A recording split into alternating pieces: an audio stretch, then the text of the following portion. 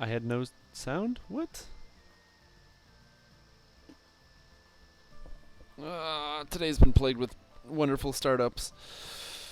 Oh man, this is what happens. This is what happens when I think I'm ready to go, but I'm really not. I'm just like, oh man. Alright. Just give me a second. I'm getting myself collected. Okay. Hello, hello, hello, everybody, and welcome to the Strimstream. I am your host, Strimtom, and today we're going to be doing something super cool. So this is a show for all of you die-hard Strimtom fans, those who've been watching since the beginning. Now, you know me, I'm Strimtom, okay? I played the builds nobody else plays. That's right. When you see me, and I'm playing a character, it's like, oh man, Strimtom's playing a monk. I wonder what Strimtom's going to be playing. Is he going to be playing a fist monk using punching attacks? Is Strimtom going to be playing one of those, stealthy assassin monks with the daggers? Or maybe he's going to be doing the monkcher or the thrower build. The good monk characters? No, guys. We got Henshin Mystic, Flame Blade, Past Life Druid, Wisdom to hit and damage, fire only monk. That's obviously the build I was going to play. How'd you guys not know? So there's that. So that's great. What about Cleric? Strimtom's going to play a Cleric. So what kind of character is Strimtom going to play? Well, I mean, he could clearly play one of them cool battle Clerics. A lot of people are doing really well with kind of like, having the aura going, but basically just being a melee. It's really good. Maybe he's going to play one of the Divine Disciples, really show off the fact that the Cleric has, like, the really, really strong spell-like abilities, ripping through guys with, blade barriers, holy smite, the whole shebang. Maybe, in fact, not even doing that. What if it's possible Strimtom's going to be doing some kind of crazy healing cleric build? No. Negative energy divine disciple. We're playing a Warforged death priest. Okay. And then you see Strimtom. Strimtom was playing an artificer. And then you think to yourself, oh man, I don't know how to make a crossbow artificer build. I've never done it before, but it looks really cool. I see guys being really successful. I can't wait to see Strimtom's crossbow artificer build. And you tune into the stream, and there's Strimtom with a cool looking laser sword, a blue robot, pretending to be Mega Man X with an arm cannon. So, you know what to expect when you see these streams. If you're a diehard Strim fan, you know all I do is play the builds nobody else is going to play, and use the abilities nobody else is going to use. So, yeah, that's kind of the cool thing. Every time you tune in, you're going to get something you never really saw. Just last life, I played an Ice Sorcerer. Now, the real question is, why would you play an Ice Sorcerer? I don't know. Okay, I could have played almost any other kind of sorcerer, would have been better. So today, before you, I have a new character. A new character that I just made that I think will blow you guys away, out of the water. I'm talking, like, out of the puddle, okay? Just your mind's going to be exploding. I'm sorry to, like, your parents. You get a sick note from school, call in work, tell them you can't come in because your mind is about to be leaking out of your ears here. Today, we are playing, for the first time ever on the Strimstream, world first, a good build. That's right, everybody. Today, we are playing Barbarian. Pure Barbarian, human for the extra feet, and we're putting our points in the correct places on the tree. This life, we're doing a good character. There's two reasons for this. One, I want some people to tune into the stream and actually see that you can actually play the game without a struggle. This character is basically first life friendly. The only stats that I have is strength and constitution. All the other stats don't matter. And then I'm just going to be putting my points in tree in the important places to give you the most damage. I figure at least once in my life I have to give kind of like a good character, kind of show off how you get it done. So that's what we're going to be doing today. I know, it's weird. I don't know what to say. I need to take a break, okay? I had to take a break. I had to take a break from the madness. So this time we're playing a good character. For those of you that are like, man, but that's not what I came to see Strimtom for, I'm so very sorry. But that's what we're getting today. That's what's happening. So I hope you buckle in, everybody, and get ready for the EXP train of a lifetime. I'm going to be doing an open group here, and we're just going to be burning through quests like madness, and it's going to be a fun time. Also, there's something about like the kind of like the mental stress that kind of goes through when sometimes you just really don't want to play the game because your character build, in your heart of hearts that the character build isn't that strong. It's one of the reasons why I was on my sorcerer life for so long. I kept getting stuck at certain places where the quests just got very, very hard, and it takes me, double or even triple the amount of time to do them if I couldn't find a group to do it with. And it's like, maybe I don't want to do this right now, you know? Maybe I want to do something else. And I was playing other characters, doing other stuff, and this time I'm like, nah, we're going to burn through a life. It's going to feel really good, and then we'll get back into, like, the ridiculous, awful, awful characters once we get a chance. Harbor Elites. So I'm just going to open up a group here, and we're going to get going. It's going to be fun. So essentially that's how I'm doing. I've lost my mind. I've lost all my sanity. There's none left. And so that's why I'm just going to be playing a super broken and overpowered character right now. How about you guys? How's everybody going? How's everybody else's day doing? What's up? What's going on? What have I missed in the past week? Anybody do anything cool? You guys make any cool accomplishments in your dungeons and dragons? You know. Play any cool character classes, anything like that? Tank life with 20 health at level 27? Oh my god. That's a lot of health. That's a lot of health. 20? What are you, some kind of dwarf bear druid or something? I mean, that 20% life enhancement's pretty good, so if you're playing like any kind of standard tank character, but that's a lot of life. 20 life. Oh my gosh. I don't have that much life. This character might get like something up there. I'll probably hit like 2,000 life by the time I hit level 20. I'll likely have around 2,000, but because I will have a lot of constitution. Have I been thinking about what I've been done since completionist? Yeah, actually, I've been having trouble deciding which class I want to play. There's too many good ones, and I think completionist. The thing about completionist is it basically helps every single character in the game. I can think of very, very few builds where you wouldn't want to just be completionist. God, this barbarian is so good. I can think of very, very few builds where you wouldn't want to squeeze in like completionist. Completionist is such a ridiculous, over-the-top feat. +2 to all stats is really, really good. Welcome. +2 to all stats is just really, really good. So it's hard to say no against that. It's also +2 to all skills. So pretty much any character build you can think of in the game is going to be very, very strong with completionist. You know, which comes with a bunch of kind of minor benefits. The big one just being that anywhere you have like a stat restriction, so you're worried about like, you have to hit a feat requirement. So say you're trying to get combat archery on a rogue or something where you want to use your intelligence, you can use a completionist, take the feat to give yourself an extra +2 dexterity. That really counts for. Why is this guy fighting with his fists?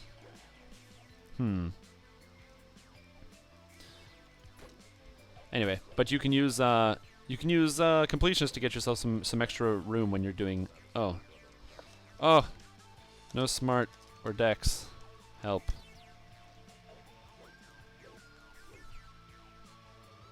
I can't do any of these. There we go, he can do it.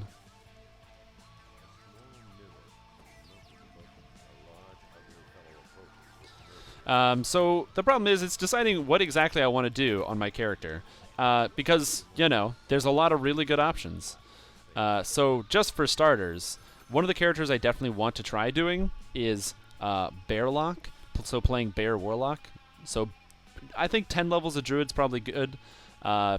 6 levels of Warlock and maybe 4 levels of Fighter. The 4 levels of Fighters gives access to the health and the con out of Stalwart Defender. The Warlock gives access to a fairly large amount of Warlock damage. We're doing the gems here.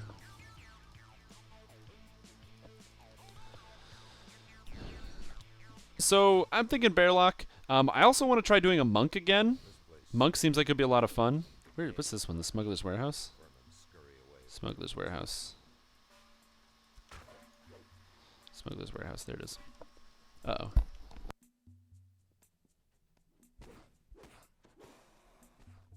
Sorry, I had to sneeze there. Didn't want to sneeze into the microphone. So that seems fun. Part of me also wants to do Fighter Kensei. I didn't really get to play Kensei. I also kind of want to do Fighter Vanguard Kensei. If you haven't gotten the chance to see Vanguard Kensei, it's essentially Vanguard Kensei is where you go. You put most of your points into Vanguard, but then you take 41 in Kensei for the top tier boost.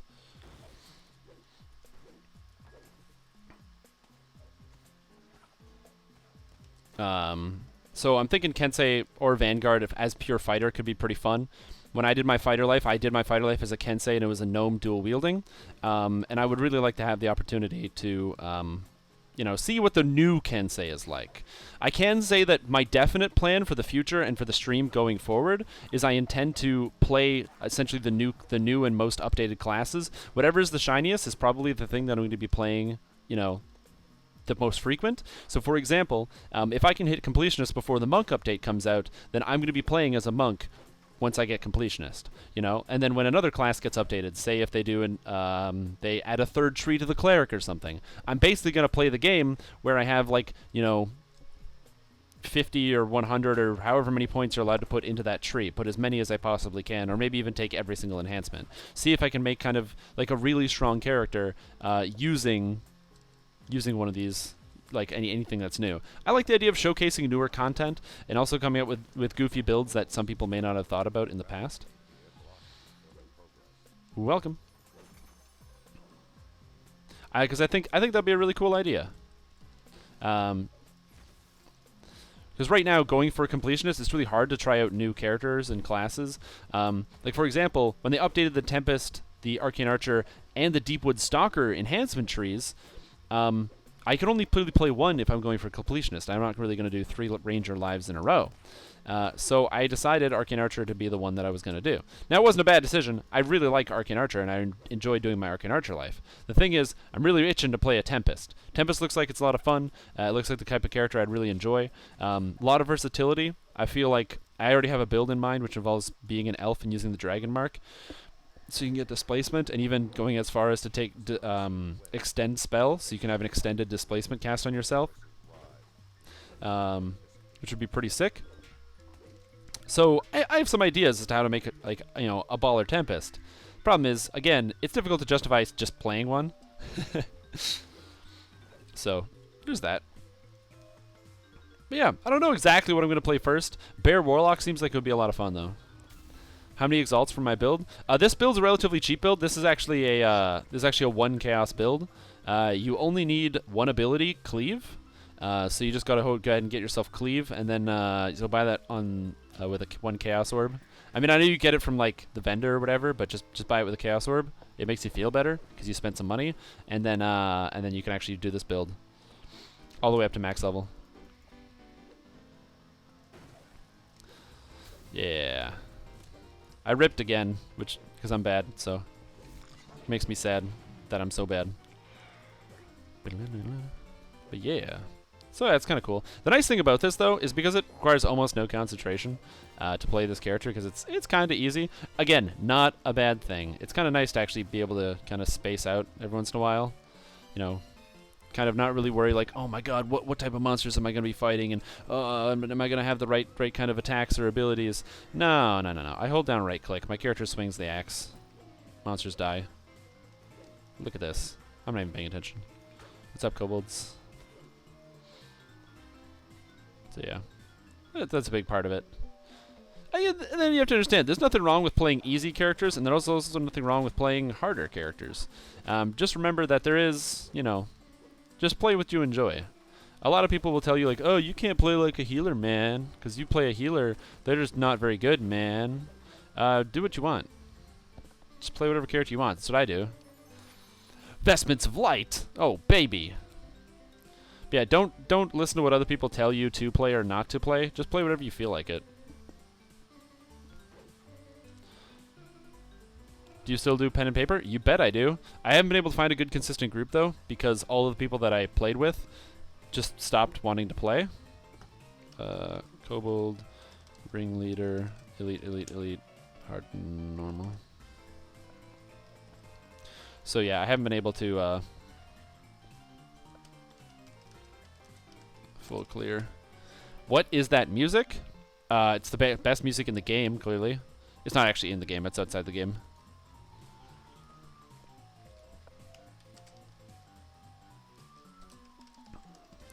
Then we do Kobold's Ringleader. So now I don't have to update this for a while. So this music is a remix of the original Ice Climbers game, Snow Cone Haven, or Snow Cone Heaven. You can find it if you look it up on YouTube or on ocremix.com. Org? No, org. I think it's org. It's definitely org. I should know that. Yeah, it's definitely org. Yeah, it's a good song. I would put on DDO's in-game music, but I'm not doing that because we're in the harbor, and it's the same song in every single dungeon. If we were doing some other areas, talking like the Stormhorns or something, I would absolutely turn on DDO's wonderful in-game music, and you get to hear some of the really cool orchestral soundtracks, a lot of stuff that makes the game feel really, really epic, especially like Evening Star and all the quests in the Forgotten Realms have just an awesome soundtrack. Okay, if you haven't ever listened to the soundtrack out there, in fact, there's a lot of areas that have a lot of really good soundtracks. Necro 4 is another area with a very good soundtrack. There's like all these cool synth tracks, stuff like that. But the big problem is the harbor doesn't. The harbor has every single quest is the same. There's some like kind of waning sound, and then yeah. Again, not bad music. Just I'm not doing it. So instead, we're just doing a quick full clear. Yeah, the Three Rail Cove music is awesome too. So, ooh, hey, what's up, Madur? Ooh, yeah. Yeah, the Three Rail Cove music's pretty good. I really like the music from what's that quest? Ghosts of Perdition. Ghosts of Perdition has a really good music to it. I also really like the music in the Temple of Elemental Evil. I think that music's really good as well.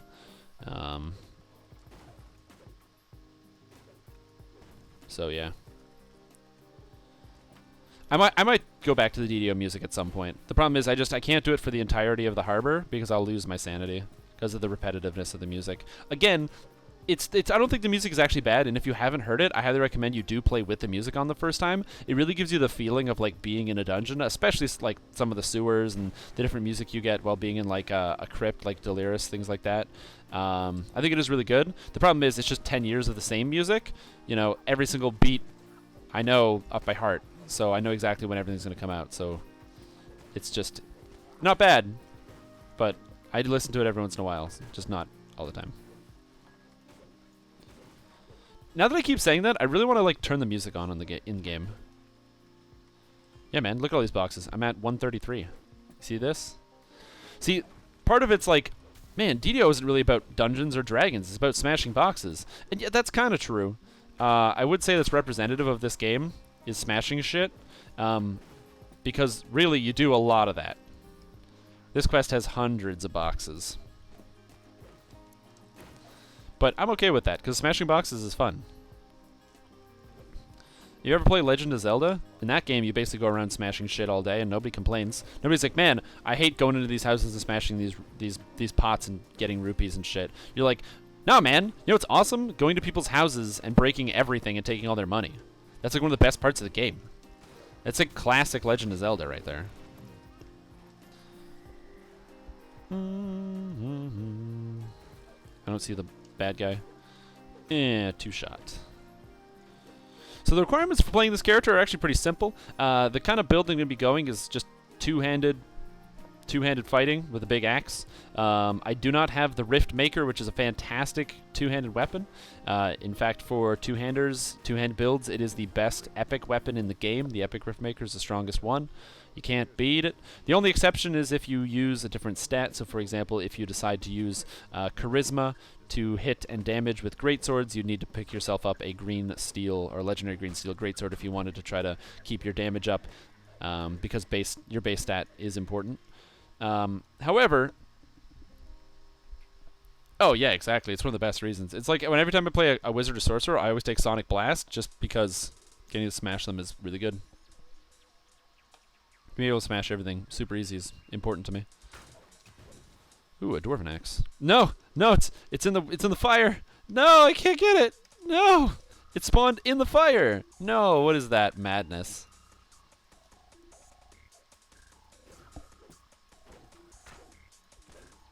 Oh yeah, that's right. I'm not even paying attention right now. That's why I kind of want to make this a more interactive stream. So I need you guys to type in chat as often as possible, so I don't like lose my sanity. Because it is fun, but like there is that point where it's so easy mode that it's like, man, I feel like I could like do 3 other things while I'm doing this. Like I'm planning on doing this character while like I've needed an excuse to be able to watch TV, because I kind of want to watch Game of Thrones because everybody else I know on the planet has already watched it and is like, dude, have you not seen Game of Thrones? It's like the best show ever, dude. And I'm like, I don't know, dude. I just never watched it. So I'm thinking of watching it, but it's like really long. So yeah, it may be the best show ever made, but it's like super long. So don't know. That's how I gotta make time.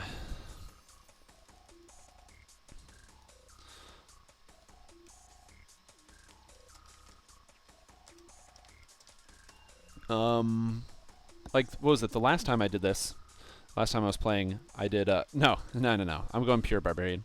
Because I'm tempted to do an epic life because of how easy Barbarian is and how fast. If I can get this life done in a week, I'll be pretty happy. Bracers a +2 Constitution. Give me that. Extra life. Oh, it's giving you 23? Oh, whatever. Anyone have thoughts about Unyielding Sentinel? Unyielding Sentinel on Barbarian. Why? It doesn't give damage. I don't know I don't know why you would do that. It doesn't add to your damage. Oh. Like, if you use Unyielding Sentinel, that could be good or something. But again, it doesn't add damage, so I don't know why you would use it. I guess technically it does give no, I got tripped. Oh god. I guess it technically does give damage, but forum rage about Unyielding Sentinel. Ooh, can you link the forum post, Wizen Man? That'd be much appreciated. Because the thing about when you say forum rage, like in my opinion, that's just like a regular forum post. Like they're basically all forum rage. That's all it is. That's the whole point of the forums. But yeah, if there's something specific, I'd love to have a targeted discussion. I think that'd be really cool. Now, for those of you that don't play epic content, you may not understand, but to put it in brief terms, Unyielding Sentinel is when you hit epic content, there's multiple epic destinies that you can choose to play from. So there's 12, and they all have different roles. Unyielding Sentinel is basically like the tank tree. So Unyielding Sentinel gives you like armor and fortification and healing and health and all sorts of shit like that. Whoosh. Should we ban the pikers that only play to solo play only Unyielding Sentinel? Whoa, okay, I gotta read this forum post.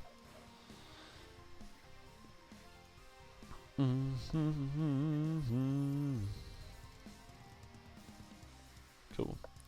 Let's pull this up here and put this on the side. If there's a lot of cursing in this, Sentinel, most people I play and chat would describe the Epic Destiny as the Piker's Destiny. It's okay if you're a new player soloing and learning Epic Legendary, but for general group play, let us be honest here, it means you're piking the quests. You're doing minimal damage. That's a very interesting assertion starting right off the bat. That the idea that if you're playing in the tanking Destiny, that you're basically not really playing the game or contributing. And that it's somehow intentional. Like, oh yeah, if I'm playing as a tank Destiny, my main goal right here is to not really play the game and not really help out. So that's interesting. That's an interesting first line. Why does the stream say it's offline? It shouldn't be. I'm online. That dude's gone. I'm doing this by myself. She's unbreakable. That's a good question. I'm not entirely sure. If I was you, I'm not sure. But yeah. Well, everyone else goes about killing monsters, completing side quests. I and others firmly believe that it's time for this destiny to be coded and assigned to solo play only, and that's what I'd like to propose. I can hear the gnashing of teeth already, where some advocacies of Destiny are arguing in their head, but I tank. I tank bosses to make it easier for the group. While in years gone by, this may be true nowadays. In the modern era of DDO, tanking is a thing of the past. It's gone the same way as the Dota's extinct. Let's be honest. Here you're piking. Let's be honest. Okay, the problem with this entire thing is it's so hard to read because this guy can't type for shit. So that's the number one. So I already don't really care about this guy's opinion because I honestly can't read almost anything he types. Like, let's be honest, here you're piking. So I'm supposed to like listen to his piking. Now there is like the legitimacy to the complaint that I could say like, yeah, well, man, dude, you're talking about a guy's argument. like, or his grammar, not his argument. Yeah. What he could do is, if you want to be concise, you could just like type your, like, maybe his English is bad, you know? What if he's like a Brazilian dude and he's like, man, I ain't got no English, you know, I can't type fast. I gotta participate in the Olympics or something, you know, or whatever. I understand, but just use Google Translate, guys. If you have a low command of the English language, just use Google Translate. Trust me, it gets the point off better. Anyway, it's hard to fucking read. We've all seen paladins and druids and warlocks. Heck, I've even seen a ranger run around said Destiny and believe they're doing something good when in all earnest, for the want of repeating myself, they're doing such minimal damage. Their spot could have been given to a cleric. At least the way things are at the present, the cleric can understand. I can understand, but a class that could and should be doing good damage running unyielding is a piker. Yeah. So, okay. I'm doing this hard and then normal, because XP. If you don't want to watch me do this, you don't have to. You can just listen to my soothing voice. I propose this useless destiny not be got rid of, but consigned to solo play and earning fate points, and I hope you agree with me, your friend, Syl. Okay, so I do have a couple opinions on this one. I don't think that Unyielding Sentinel is the best destiny. But nor do I think that it is something that should be resigned for only solo play. So, to give you a great example, I can think of a few character classes that can generally benefit from being an Unyielding Sentinel. Warlock is one of them, because, you know, if you're playing a Warlock, the character class itself does enough damage, you don't really need Unyielding. Second, I don't know what planet this guy plays on, but I've definitely done epic elite groups on my main tank character where I play an Unyielding Sentinel when I'm trying to do like stuff on epic elite and legendary elite, and I haven't had a single person complain when I walk into a group and hold aggro and everything and don't die, and then res their ass after they die. So I don't see what the problem is. I can definitely see the complaint of like, oh man, this guy is like AFKing it because he's just running around and Unyielding Sentinel and not really helping. But if this guy is, or like, I don't really understand the argument. I think that's my point. I don't really understand the argument. The way I see it, if he's like, well, that spot could have been taken up by another player, but then you're still able to do the quest, what's the problem, right? All right, so maybe like you could have gotten somebody else who did a little bit more damage, but you still did the quest. So what was the problem? You know, that's essentially where my question is. I'm not entirely sure what the argument is as well, but I definitely disagree with that. About Unyielding Sentinel. I think it's a fine destiny. I think it also serves its purpose of just making your character more tanky and more defensive. I've seen lots of characters like barbarians and stuff run on Unyielding just because they don't have the good items. In fact, if you're doing Epic Elite at level 20, Unyielding Sentinel's awesome. It just basically makes you invincible. So then you don't have to worry about taking any damage from doing a lot of different aspects of these quests. Getting an extra like almost 500 health is just good. It's very helpful. Hey, what up, Miss Walker? How is my job situation? Did I get to go out of town? Yeah, that's actually happening. I will be leaving, and I'll be leaving my home city, and I'll be going to Moncton, New Brunswick, to start work for my other job, which is really cool. I've never been to the East Coast. I've never been to the Maritime Provinces of Canada. I'm really excited, so... You don't have to pause a bravery bonus. You can't break a bravery bonus unless it's the first time you enter a quest. This isn't the first time. This is like my 5th time, so I don't need to pause bravery bonus.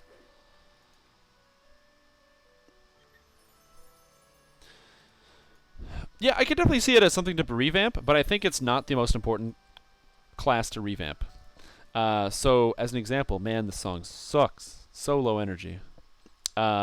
I don't think it's the most important destiny to revamp. If you're going to revamp something, revamp like Grandmaster of Flowers, which does basically nothing. Revamp Primal Avatar. Revamp Fate Singer. Like, Unyielding Sentinel performs way better than Fate Singer. Like, I would much rather the person in my group be in Unyielding than in Fate Singer. Like, yeah, Turn of the Tide is like really good damage when it's up, but it's still not as good as Unbridled Fury, and they have the same cooldown. So Fatesinger's not very good. But yeah, you don't need to pause your bravery bonus if you've already done a quest. So this is like my 5th time doing this quest or whatever. So it says I am not eligible for bravery bonuses, but will not disrupt bravery streaks. If you do not know, that's how that works. But yeah, I'm excited to go to the East Coast. It's gonna be super cool. I'm gonna get a car and I'm gonna drive around and do all sorts of cool shit while I'm there. So yeah, do I want this 10 life or guarding bond? I'll take this. Take the 10 life. Yeah, they could all use reworks. I absolutely agree with that one. All right, now I'm gonna level up to level 4. I don't know where my guy is. Wait, it's just me? Oh, he went offline. Cool. And now we go back to the next one, which is Sunken Assault? Cobalt Sewers? What am I looking for? Garrison Pack. There we go. Quest guy, Barbarian Trainer. But yeah, all of those different destinies could use some work. This is going to be a strength-based character, so I'm maxing out my strength right now. And putting my points up. And use magic device, of course, because as a barbarian, you always want to be able to use magical devices. Pick up Uncanny Dodge, make sure I put that on my track. Uncanny Dodge is really good because it's just a good defensive ability. Right now it gives 25% dodge, and I can use that on a relatively short cooldown. As well, because I just leveled up, I got a couple new items. I have a +2 Holy Maul that I think I'm going to use. What's the base damage on this? Actually, they're about the same damage, so I think I'm just going to use the Great Axe. Never mind. But I also picked up this armor. It's a little bit better. I have Battle-Worn Chain Shirt. This is a +4 Battle Breastplate. I don't know how it looks, but hopefully cool. Come on, look cool. It looks okay. I'll use this. This looks kind of cool. This is a Caneth crafted item. I took a Battle Breastplate, which is a minimum level 4 item, and I made it +4 with Magical Craftsmanship, so it gives me 15 armor. So now, as a barbarian, my armor is 35. So basically nothing's going to hit me, which is kind of neat. But yeah, all those destinies could use a rework. I agree with that. Welcome.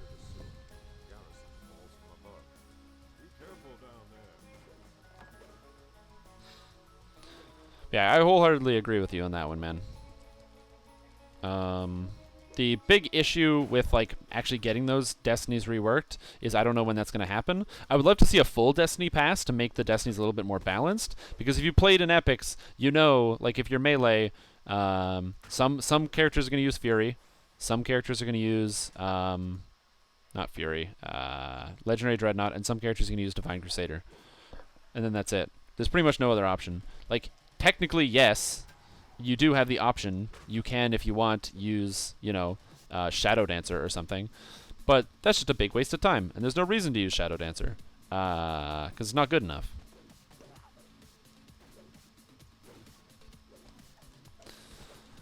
So, I think it's hard. I don't think Unyielding Sentinel is the biggest offender, though. I think Unyielding Sentinel... Also, if you are like me and you don't do Epic Elite content very often, Epic Elite content's a lot harder than Epic normal content, and when I play Epic Elite, I will quite often go into Legendary Dreadnought so I'm not dying and basically being less useful than when I am playing as Unyielding Sentinel.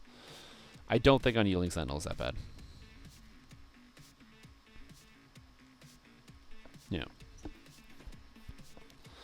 And remember, yeah, it's behind in damage, but I think that's just because in DDO, a lot of things, if it doesn't do damage, it's generally seen as bad, which I don't think is a fully accurate representation.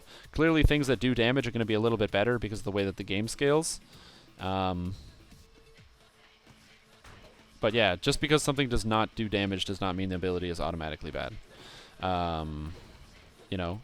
People don't complain about Uncanny Dodge, stuff like that, or like putting points and stuff like mobility, or even having higher points of armor class.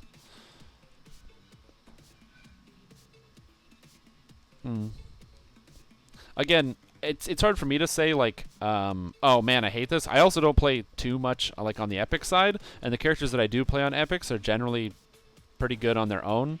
So if somebody is not pulling their entire weight, that's fine.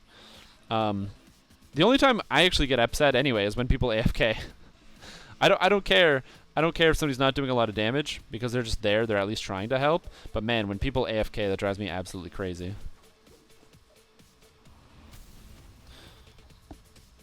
Or when you see stuff for like clerics and people who like just don't want to res people, stuff like that, because they're like, well, I'm a cleric, yeah, but I'm doing damage or something. I don't have time to res you. I just want to snap my keyboard in half. But yeah.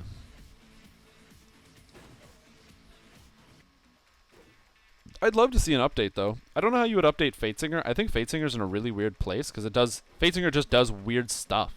Right? Fatesinger does not do the same stuff that a lot of the other Epic Destinies do. It has like weird buffs, weird situational debuffs, a damage over time, a ridiculous melee buff. The cores are really screwy, where instead of giving like just straight stats or something, it gives you a bunch of weird actives. But it does give you a really strong Inspire Courage, because you get a really good Inspire Courage +6 to hit and damage, just from being a max level Fatesinger, which combine that with a couple of the points out of Primal Avatar, and you essentially can turn almost any character into an instant dog buffer for Hound of Zoriat. As long as you got haste and you carry around scrolls of like mass bull strength, you're looking at a character who can pump it up by almost 10 to 12 points of damage plus haste per dog and hit. Is that it's conceptually the tank destiny, but all your fighter and paladin tanks are better off running.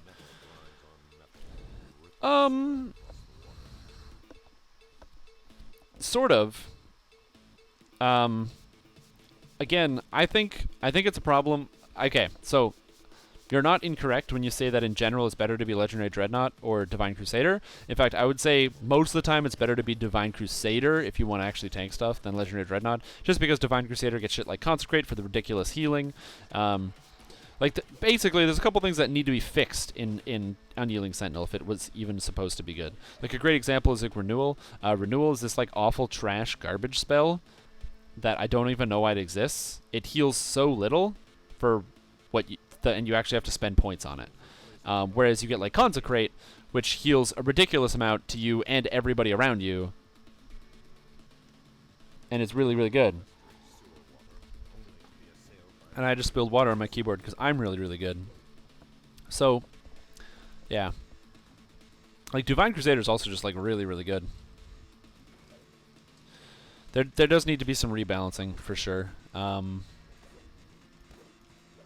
And besides, a lot of the situations where you'd want to survive anyway, you just can't. So, for example, if you're doing like Legendary Elite, Legendary Elite Shroud, you're still gonna get rocked when the main Rakshasa hits you with Hellball. You're still gonna die, you know.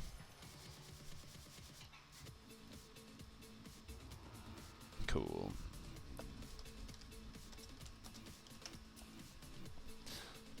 Dirk's got a secret. So yeah, it's hard to say. I think that, but I don't think that Unyielding Sentinel is the worst Destiny in the game.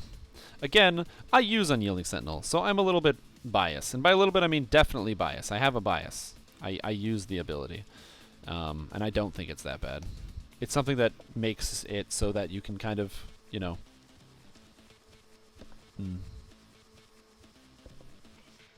Yeah, and also the first comment's perfect. So based on this logic, if your DPS is not turned up to 11, you're piking. Which is like essentially what the person typed in. I do agree that it is imbalanced though, but there's a ton of imbalance in Epic Destinies. Right? If you look at like the least used Epic Destinies, there's a lot of reasons why they're the least used Epic Destinies. And so I don't think the problem is just with Unyielding Sentinel. That's all I'm saying. Right? Like the fact that, you know, Legendary Dreadnought gives expanded critical profile and threat range. The fact that, or critical multiplier and threat range. The fact that, like, what do you call it? Fear of the Wild gives like auto crits that deal 400% damage. That's like kind of a big number. You can't just like forget about that, right? So you can't do the same amount of damage in Unyielding Sentinel because the base class doesn't carry over. Again, if you're playing like Barbarian or whatever, it probably doesn't matter.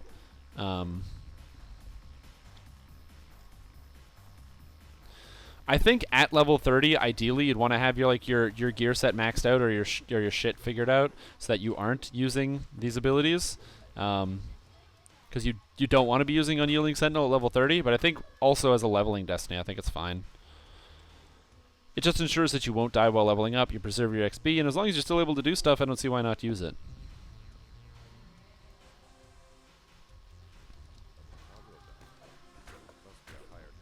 I have no idea what I'm listening to.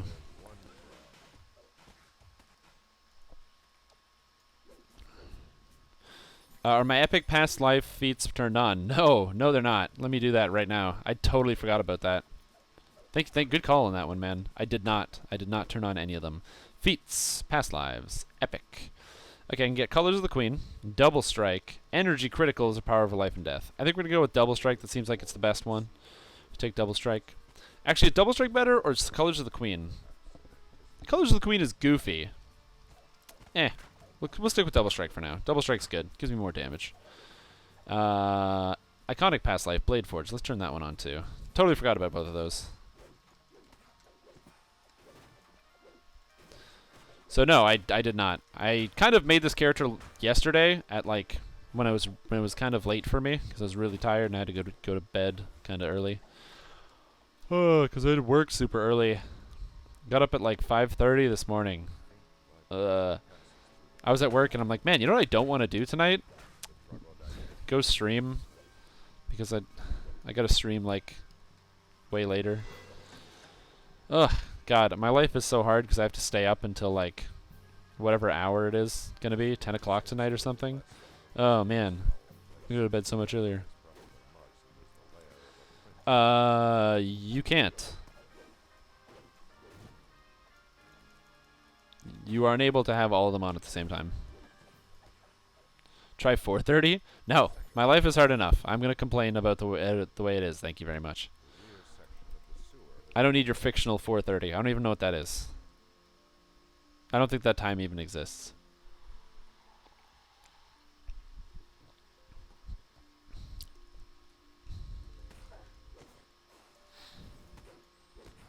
But no, you cannot have all 4 Epic Destiny stances at once. If I pull out another one, not the tome thing. If I pull out another one, what am I doing? I'm running around here. Oh, that's what I want. If I pull up an Epic Past Life, so say like Colors of the Queen, and I turn it on, it will... What? It stays on at the same time? What? Are you serious?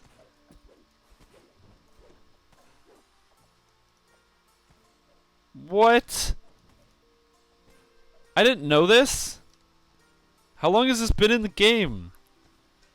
No way. Does that actually work? No way.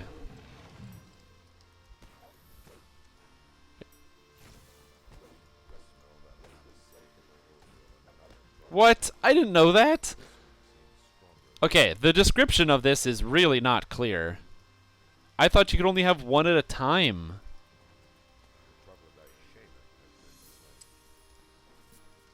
Oh.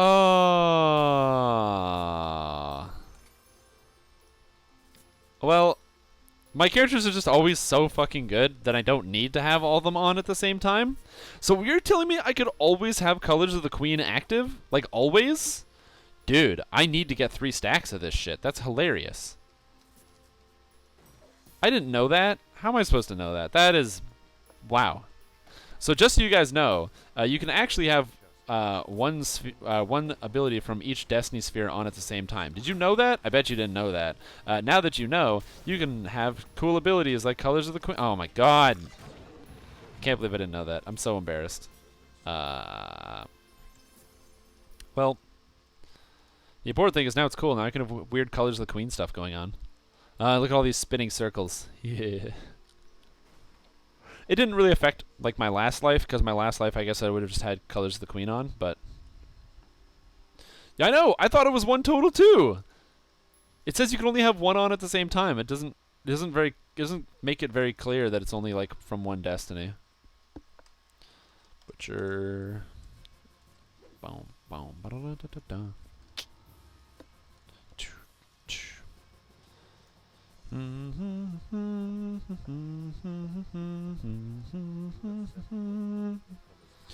Butcher's Path, the Butcher's Path, the Butcher's Path. Why is it so hard to find these quests? Eh. I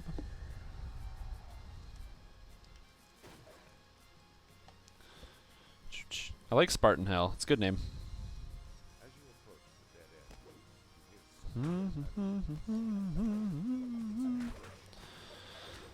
So I don't really have any damage abilities, by the way, on this character, other than this one right here, which is Barbarian Power Attack. Later, I will be getting some of the more damage abilities, but right now, I kind of want to get just the shit that gives you the physical and magical resistance rating. To me, that's more important. Picking up these three things here, Guarding Bond. Maxing up Guarding Bond is pretty good, because it gives you 12 physical and magical resistance rating. That's another thing about the Barbarian, is that they get easy access to relatively good physical and magical resistance rating. Do you have the intelligence, Kulshadra?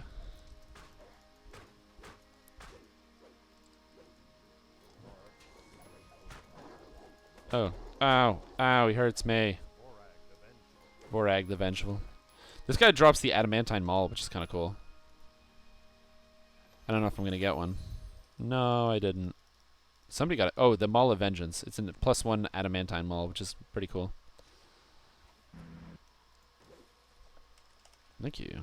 Dude, that paladin just healed me. What a beast. No.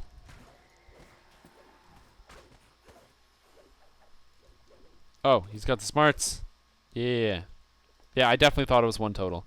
I'm bad at this video game. It's okay. We got it. We got Rogue. Come on, Rogue. Rogue.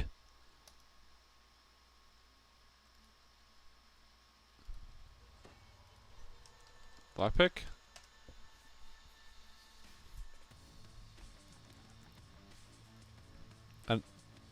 Yeah.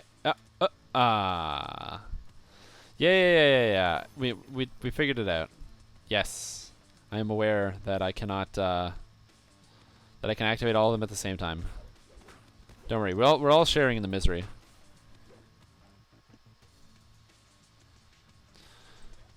I think there's somewhere in my brain that I knew that, but I kind of just it's like one of those situations where I think I did know that, but I just kind of reinforced it. Like I told myself enough times, oh yeah, you can only have one. You can only have one, to the point where to me it became true, even if it wasn't true. So it kind of like auto-correcting stuff in my brain.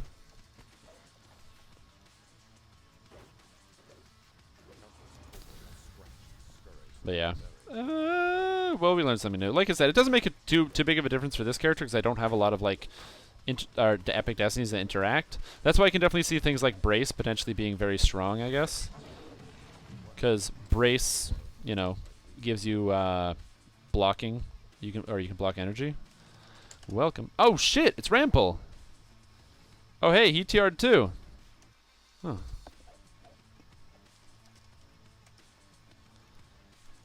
I was on my last life. I was playing with Rampel a lot, or Rampel. Rampel. He's playing Archer Ranger. He's got a lot of mana, so it makes me think he's got them past lives. What's more important for barbarians, strength or constitution? That depends on what type of barbarian you are playing. So the reason I say that it depends on what type of barbarian you are playing is because there's a couple different kinds. If you're playing Visage of Terror Barbarian, this one right here, where you can spend a rage, but you can kill all monsters around you with a ridiculous will save, it's important to use Con. Con is really good. Other than that, strength is going to be your damage. So both are generally important. If you want to be doing legendary content, you need to be able to get a very high strength. It's like, what, 75 strength or something to be able to do the Lever and Tempest Spine. So if you can't get your strength up to 75, you don't really want to join Legendary Elite Raids because people will get mad at you and be like, why don't you have the strength high enough to actually open up this here door here? Now, Rage gives you 8, and then you can even get your Rage improved if from Frenzied Berserker to give you even more strength, although it's a lot of enhancement points. I will not be doing that on this character. Plus 8 rage or plus 8 strength while raging is good enough for me. But in general, I agree with Barbificer's notion that it is going to be both. Although you can't really trust him because he's a Barbificer, so he's definitely not just playing Barbarian. He's playing Barbarian Artificer. So you like I said, you can't trust that guy because he's like, oh well, why don't you have intelligence, man? Where's the intelligence? Because clearly intelligence is important too, because he's a Barbificer. People with unique builds, you can't trust them. Trust me, I know what I'm talking about.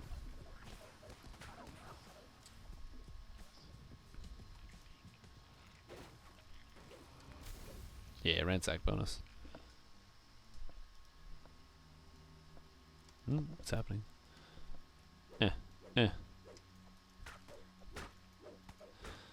Now, if you're wondering how I'm attacking all these oozes, I have a secret strategy and technique that I use. This weapon here is a Everbright weapon. You can craft these with Caneth crafting. It causes the weapon to become blue shine, which does not take weapon damage when you fight oozes or rust monsters. I always like to carry around an Everbright weapon when possible, just because it makes it easier for smashing shit.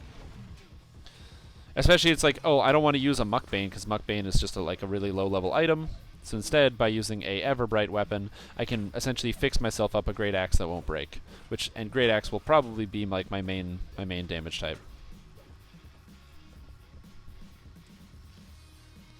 Although in theory, I likely should be using. I probably shouldn't be using a Great Axe. I should probably be using a Great Sword right now because it's better base damage.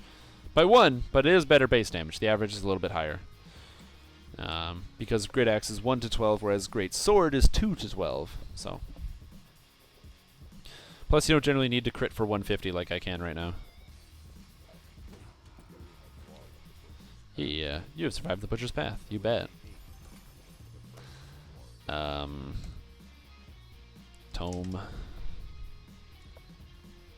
So yeah, it depends on the type of barbarian that you're playing, though. As I said, Constitution is great. Can be very useful as well if you're planning on using. Constitution is also very good if you're planning on playing as a dwarf barbarian and you want to use Constitution to damage. You can do that with either bludgeoning weapons, or you can do that with. Can I search traps here? Oh yeah! Look at that! I can search out traps. You can do that with either bludgeoning weapons, or you can do that with slashing, like your slashing weapons, like your axes. So you're looking at like warhammers, light hammers, I think, and mauls. Whereas you can also do it with axes. Axe.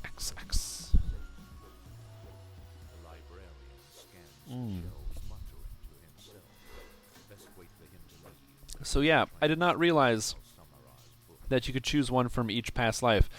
Damn. That means, oh my god, because now I'm thinking of what I want to grind out next. Because clearly Colors of the Queen is the best one, so I get Colors of the Queen. I'd get Brace instead of Power for Life and Death. And then Enchant Weapon, again, also seems like it would be the best, even though I took energy criticals. So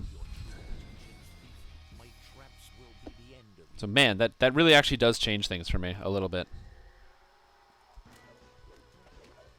In like determining what type of weapon I'd actually like to use, or what type of things I want to level. Because like if you look at the Martial Sphere, you get access to Double Strike, Fortification, and skills. Double Strike is pretty good for melees. Fortification is kind of whatever. It's pretty easy to get a good fortification. Oh, I'm not smart enough. Oh, okay, well I'm just gonna run around then. But Fortification is like kind of whatever. But +3 to all skills, that's talking about 3 spell power, which is not a lot, but you know, 3 spell power is 3 spell power. But more importantly, 3 to use magic device. Oh man, could you imagine? I kind of wish I had. Oh right. Ow my god. Ow my god. Damn, I got a 23 on my reflex save, and that was not enough for this electrical trap? Oh my goodness, I'm chugging potions like crazy in here. I thought this character was invincible. Apparently not.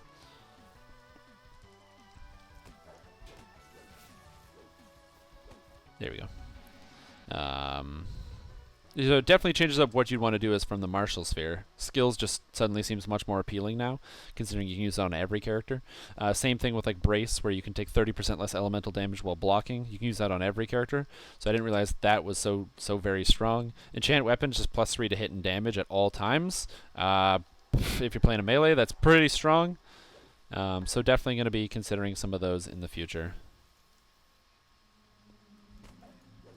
And sunburst! Yeah, buddy! That's what I'm talking about. Extra 260 damage, I'll take it. Yeah. Trip. The problem is I'm not smart enough to use this rune, so I gotta wait for my rogue, who's got the brains. Ugh! Smash! Rune! Smash! Fortunately, you're not allowed to smash the rune. Doesn't work. For some reason, I can't substitute intelligence for like strength. Like, you can't just like punch the rune until it opens up, or like it disables the magic. Is that a level 3 item? Plus 3 charisma for level 4. Damn. That's a good cloak. You have found what you came for. It is Haberdasher. this vile place. Yeah.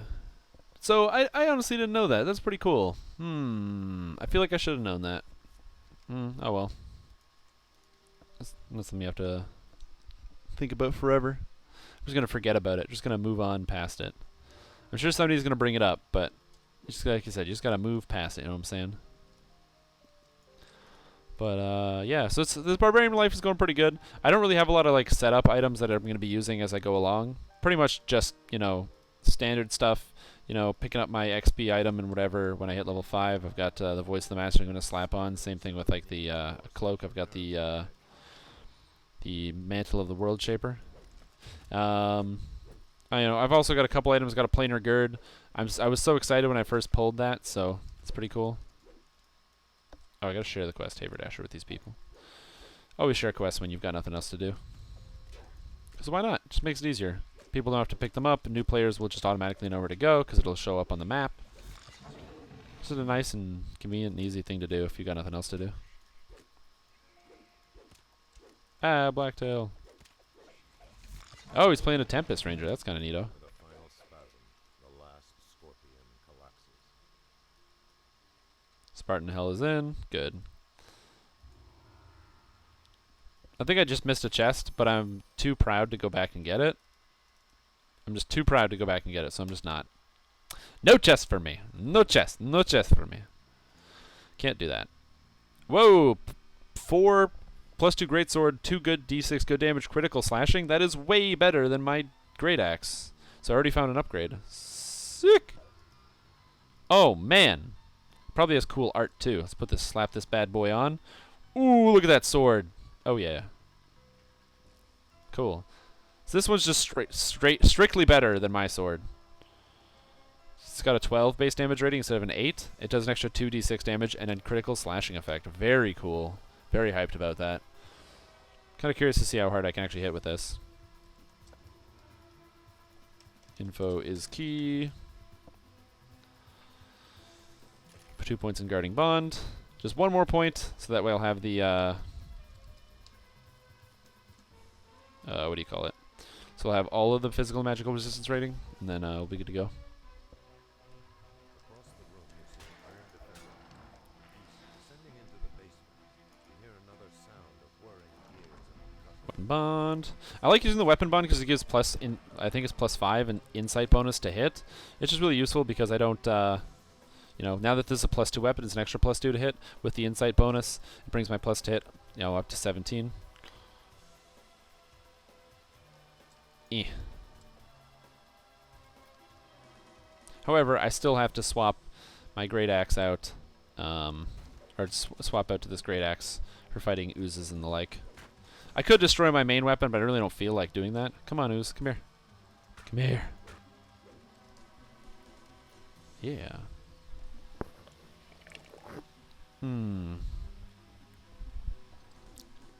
This is essentially kind of how I like to go about kind of power leveling through the game. Pick the quests that are relatively easy. Or not even relatively easy. Just do them in like a good order where you can kind of like loop around areas, so I don't have to do a lot of backtracking or inefficiencies while running through the harbor.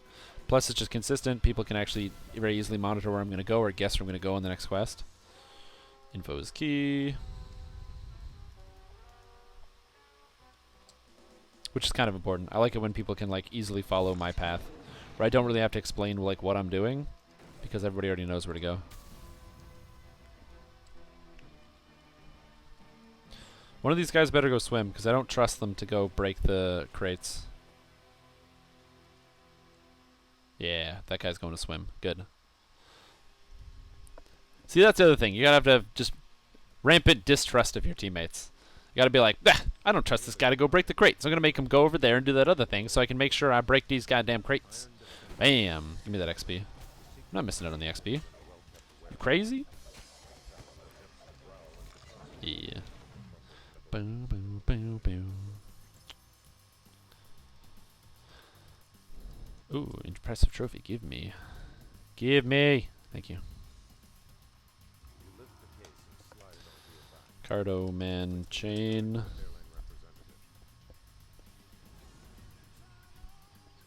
was good at 5,000 experience. Now the thing about playing as a third life character is you kind of, it takes a lot of experience to level up, and it really starts to show right around this level. Oh, my nose is so itchy right now. Why? But it really starts to show right around this level. Level 1 goes by really quickly like it always does. Level 2 is a little bit longer, but then level 3 and level 4 is when you're like, okay, yeah, this is going to take a lot more experience points all of a sudden. Because, the reason it actually starts to take a lot more is because level 1, well, you're going from collecting, like 4,000 experience or something to 8,000. It's not really that big a deal. In fact, I don't even know how much experience it is.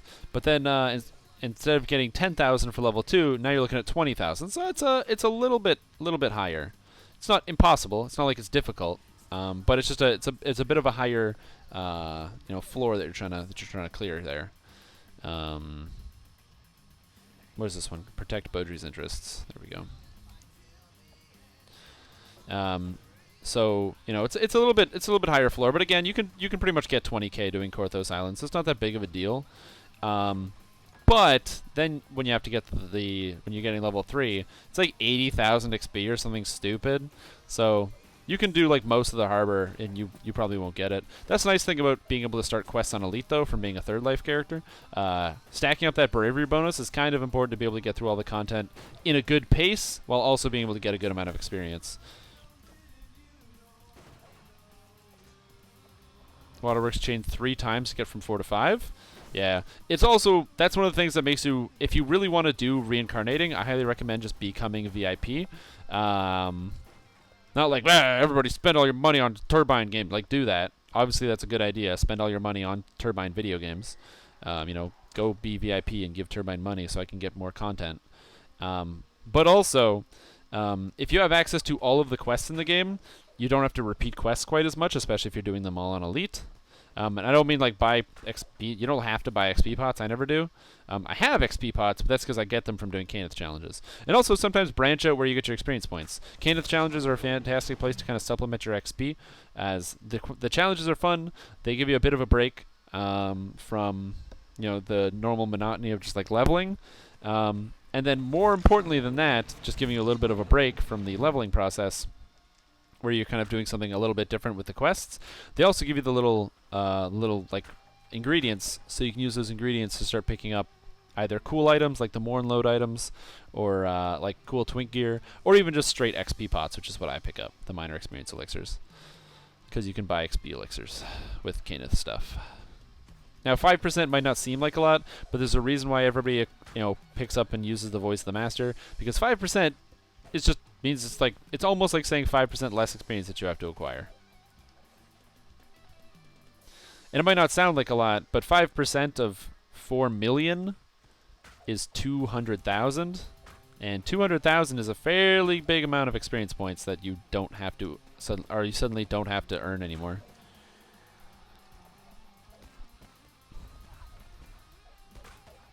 Now, I kind of wish I had a way of like making my rage last longer. I do at the moment. I did take extend rage here to make it last 25% longer. I don't know if I'll be maxing that out. We'll see. I probably will, though. Using rages is just annoying and tedious.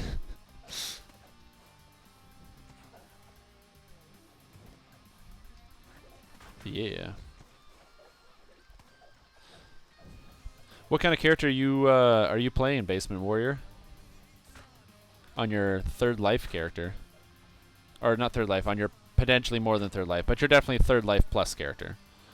I'm always curious to hear about what other kind of builds people are running. It's also the sort of thing where it's like, you know, I will say this all the time, but Galanda is one of the coolest servers because I see bear druids all the time, and I just do see bear druids all the time. It's not like coincidence. People, for some reason, play bear druids. If you... it's always interesting to hear about what kind of builds are really popular on other servers. A great example is, like, I can't remember where it was, but somebody was talking about how, like, they never see any melee, and I'm like, what do you mean there's no melee? Melee is like, the melee is how you do Shroud. You need melee. Like, what do you mean there's no melee on your server? That sort of thing.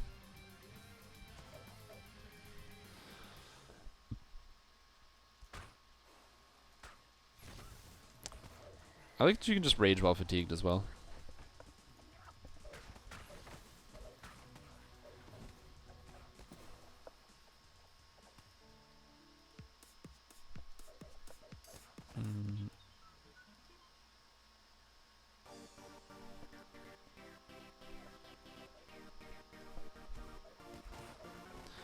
Yeah. Already for completion, just dipping 4 points into lock for scaling light damage on your repeater. You know, you're not the first person I've seen do that. In fact, there was a build on the forums that's really cool if you guys haven't seen it. Well, sort of a build. Let me see if I can link it here.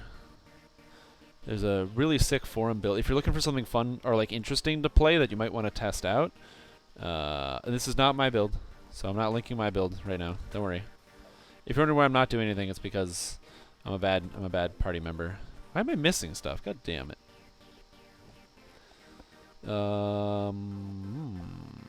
This build looks very interesting. The idea is to do Artificer with Ranger, Artificer, and Warlock. Mostly Ranger, because the Ranger gets like ridiculous range damage, stuff like that. But a little bit of Artificer for repeating, good access to repeating crossbows and abilities.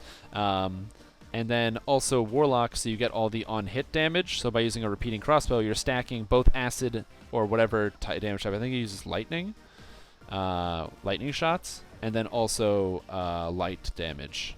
So it's essentially like you're like an arcane cannon, just constantly firing out your blasts. But the physical damage, while substantial with an item like the Epic Fatal Flaw, is not the most important thing. Instead, most of the damage is coming from the elemental and the light damage, which is kind of a cool concept. Hey, what up, Tyler G 2010? Did I tell you I ripped? I ripped. Isn't that cool? So.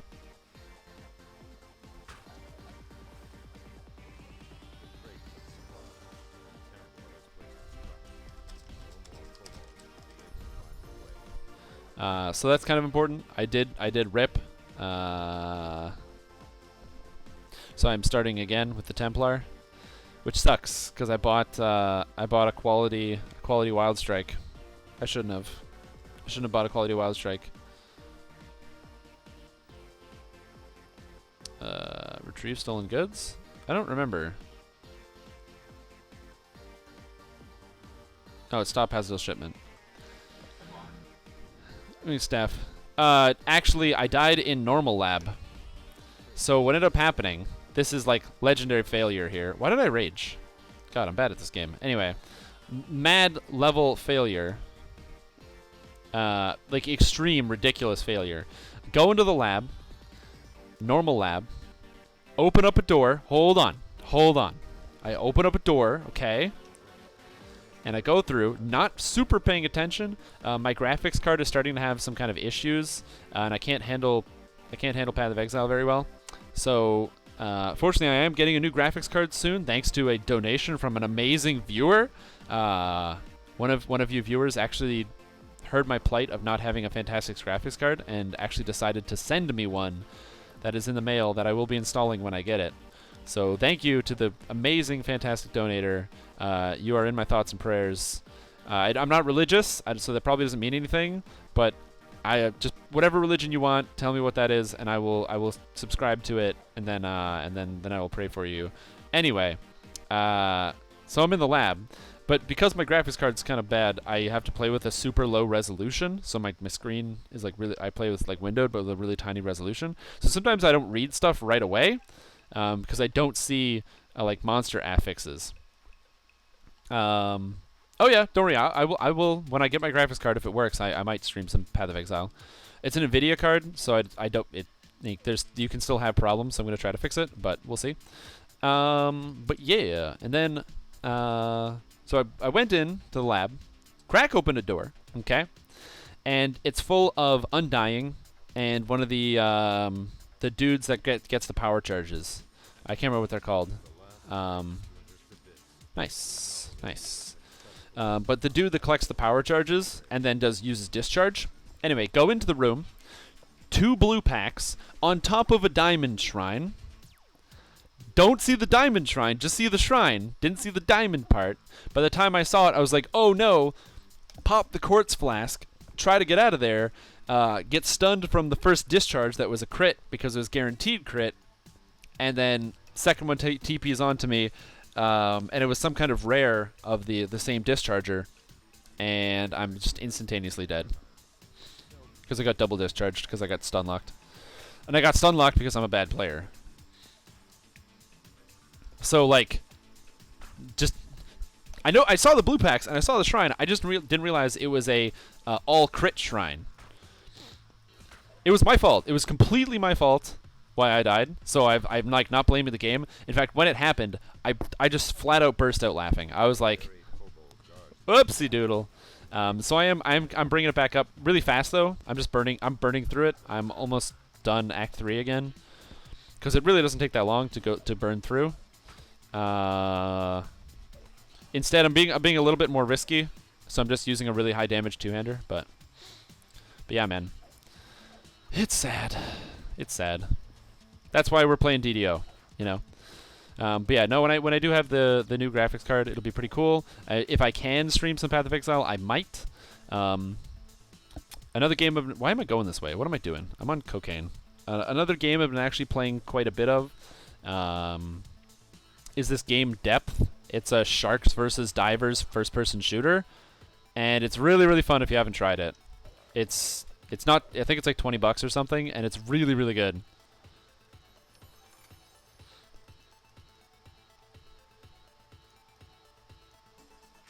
Well, you're doing two-hand flicker strike, right? Like that's madness. I don't know how you're gonna do that.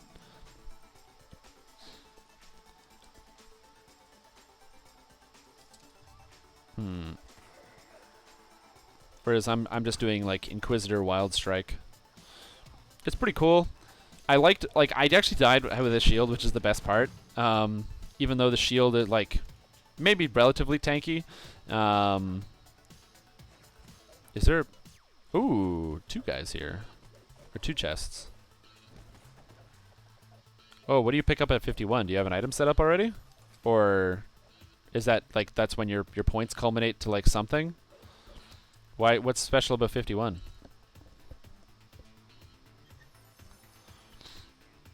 Oh, the worst part about ripping is I ripped with my 4-link gold rim. So now I'm leveling without a gold rim. Oh man, that was the worst. What are these boots? Boots and long step, 5% striding.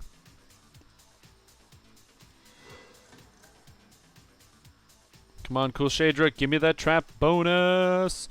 Trap bonus. Trap bonus. Trap bonus. Yeah.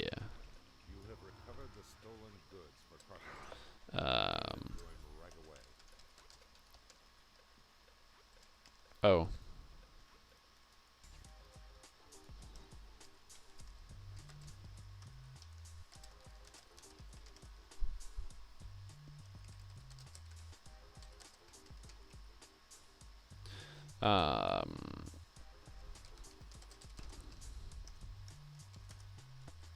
Boom, boom, boom, boom. Oh yeah, you were saying Terminus Est. Yeah.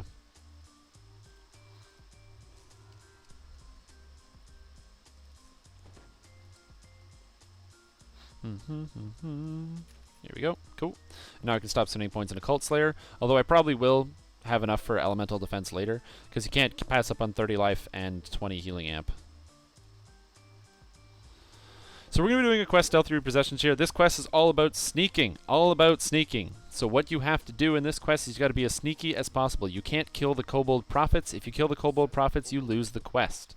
So we're going to be trying to be as sneaky as possible. However, because I am playing as a barbarian and I have a big, great axe in my hands, sneaking is going to be very difficult. So instead, we're going to be murdering a lot of goddamn fucking kobolds. Murder. Also trying to aggro as few as possible. I don't care if I kill regular kobolds, I just can't kill the prophets. So I'm just going to make sure I'm killing kobolds whenever I get the chance, just as long as it's not the prophets. This quest is designed to be stealthy. You're supposed to sneak about, you know, but I'm not doing any of that. Instead, we're just running around and doing rampant murder. Again, I just need to make sure I'm not killing the kobold prophets. That's all that matters. Every other kobold that's not a prophet can die. The problem is there's a lot of kobold prophets. Now, this quest gives you the interesting problem of, because there's Dungeon Alert that got added after this quest was in the game, monsters will begin to slow you down when they see you, and you get too many of them following you. So, as a result, it's very important to always make sure you are aggroing as few as possible or keeping yourself in as advantageous of a position. When I mean as advantageous of a position, you make sure you don't let a guy get surrounded, let a guys actually get in close and melee you, so you don't worry about actually getting slowed. Both these are not prophets, so I'll just kill these, because I'm at Dungeon Alert yellow. But we're almost at the end here. I think I have one more lever, and then we're done. Yeah. Come down here, I have one more lever to pull. We pull this lever, there's a gem we have to pick up. Ugh. Uh-oh. Right now I'm going to pop Uncanny Dodge, just in case, because I am getting surrounded by kobolds. Gotta get in here. This is a gem. Get it. The Eye of Kyber. Ugh. Yes. Cool. Everything's... We picked up the Eye of Kyber, and now we kill everybody.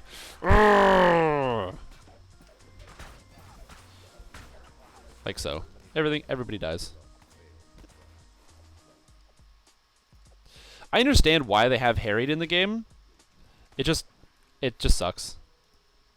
Okay. Oh, which quest? Sunken sewer. And missing in action.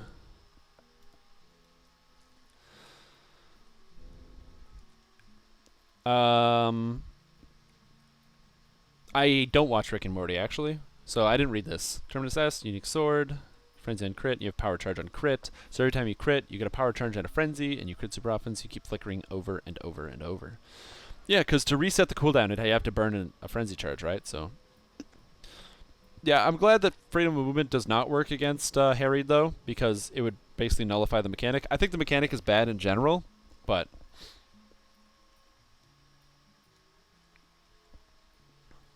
Like, I don't really like harried just because sometimes you get 4...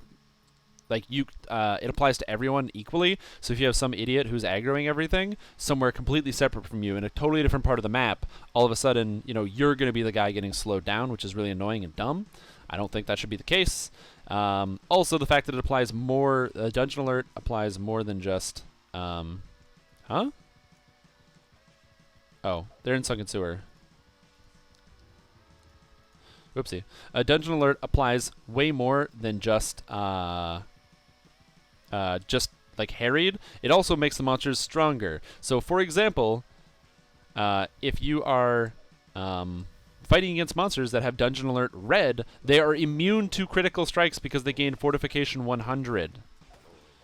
So be aware of that. If you're a character that is fueled by critical strikes, like for example, when I was playing my rogue life, critical strikes basically gave me the ability to regain hit points through Body Feeder every time I critically hit. If I was on Dungeon Alert Red, I could no longer critically hit, and I could no longer regain my hit points from hitting monsters. This was crucial and critical to the character, and I tried to make sure I never got Dungeon Alert Red. It also nullified all sneak attacks, so... really well. We got to the end fight, and in the end fight, we completely wiped. Party wipe. Everyone died. Really cool dungeon, though. But yeah, we got to the end fight, and full party wipe. I didn't expect it. I think part of it was a little bit was my fault. As I said, my computer not being the greatest, I was having a lot of lag issues while I was doing it. Not blaming the lag.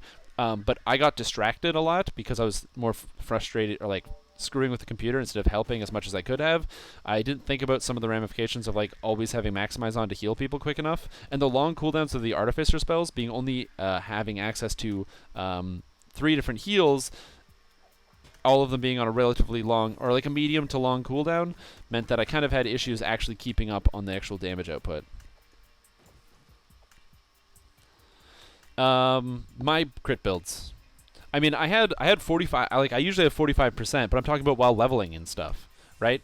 So, the item that gave me the crit, I got at level 7, the Body Feeder Staff. That's the Elemental Bloom from Temple of Elemental Evil. That staff you get at level 7, and if you get Dungeon Alert Red at level 7 or level 8 or level 9, you don't have crit penetration. Or, sorry, fortification penetration at level 9.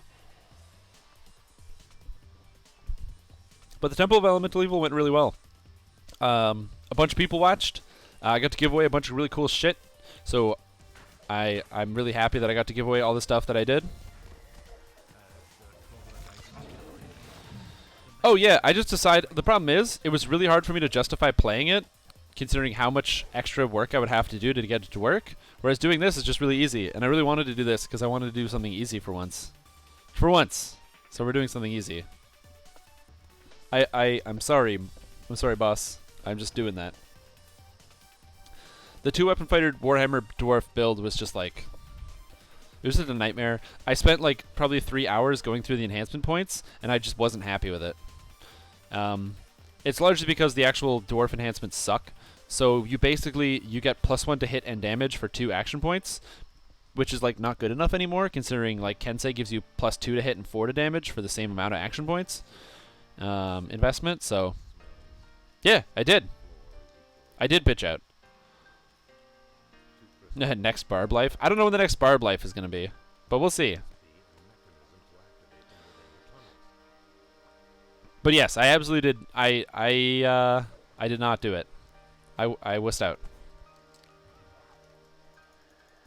Instead, I decided to play standard two-handed, and to the point, like it's so egregious. I'm also playing as a human, so there's that.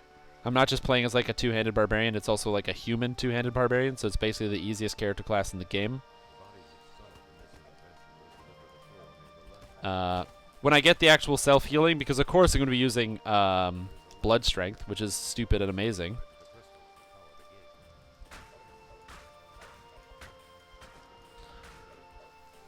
Why does this guy have 300 health? Stupid shaman.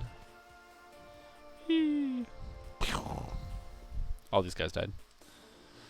But yeah, nope, I wussed out. I'm just like, man, I just couldn't get happy with the way the enhancements were sitting. I just couldn't do it. I just wasn't happy. So I'm like, I don't want to do something that's not going to be, that I'm not going to find as fun. Like I said, I was trying to sort of forcing myself to play the sorcerer at times, especially when I got close to 20, because of how much more difficult the quests became. Where like if I didn't have a friend to play with, it wasn't really very fun. Not something unexpected, but just something I didn't want. Cool. Cerulean Hills next. 5. Now level 3 elites. But you're right. I totally wimped out. Oh no, I want to do, where's the smoke? Where there's smoke. But whatever. I will take you know, your sass? Is that the right word? Oh, my XP pot ran out too. I could have had an XP pot running that whole time. I will let you guys like sass me all you want.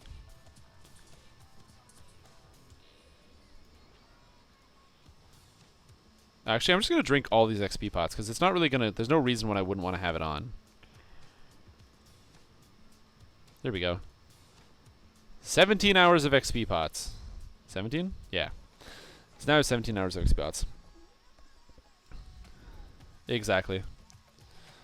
Yep, we're almost done the TR train, baby. Almost done. We're on life 16. 16!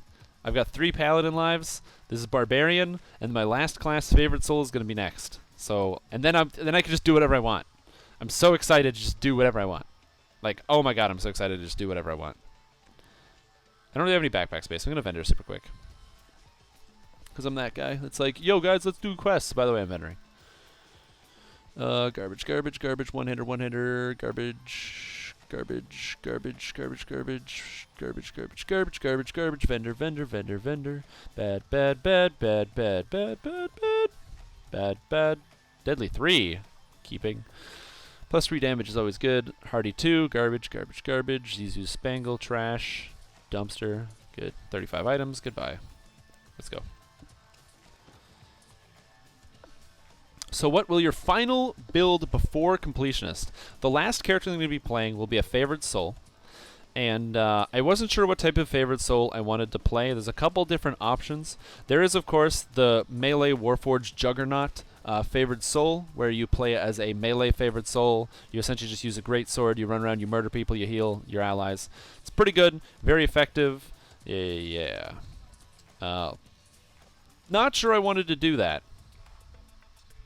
Yep, goodbye. Goodbye, Curative Cloak. It's gone. Rest in peace. Yo, man, don't show me that. Feels bad, man. What's the point of even having, like, a sad Pepe? Like, what's the point? Anyway, the favorite soul build I kind of settled on is super OP, mad OP favorite soul. I'm going to be trying to be a full evocation specialized favorite soul, focusing on the spell damage. And to do so, I'm going to be playing as a Sun Elf. There's 2 reasons for playing as a Sun Elf. Number 1 is because Sun Elves, I'm going to be shooting like the sun out my goddamn ass. It's going to be awesome. Man, haven't seen that one. Feels amazing, man. I'm very familiar with Feels Bad, man.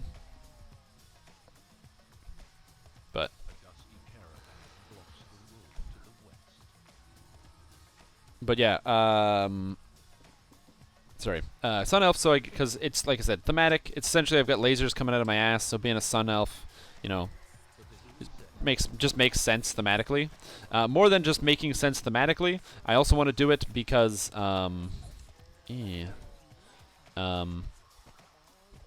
the most important thing about playing a favorite soul is your religion. As it turns out, when you play an Angel of Vengeance, at the top tier of the Angel of Vengeance tree, the capstone that you get is this awesome and fantastic ability where you get a spell that is free to cast with a relatively short cooldown, but the most important thing is it's free. No mana cost whatsoever. You get this ability for being level 20, and it's based on your religion. Now, the problem is, sometimes it's not always good. Not all of the spells are created equally, unfortunately. So, like, a great example of spells that are not created equally. We'll get you to a shrine, man, don't worry. If you play as a member of the Sovereign Host, of course, known for their healing and their hospitality, really strong religion, gives you a lot of great abilities like Unyielding Sovereignty. Super good, heals a guy for 1,000 damage. 1,000 health used to be infinity, or is it 10,000? I think it's 10,000. Anyway, basically it heals guys for infinity health. So, pretty cool, useful ability. The spell that you get is Cure Light Wounds. Now, I don't know, for those of you that are uninitiated, Cure Light Wounds is a first level spell that heals 6 to 13 hit points. Getting that for free is kind of cool, but the problem is at level 20, you're looking at about 400 health. The fact that it even has a cooldown means it's generally just not very useful. More importantly than being generally not useful, oh man, why is this guy a champion? I don't want this. Why is this guy a champion?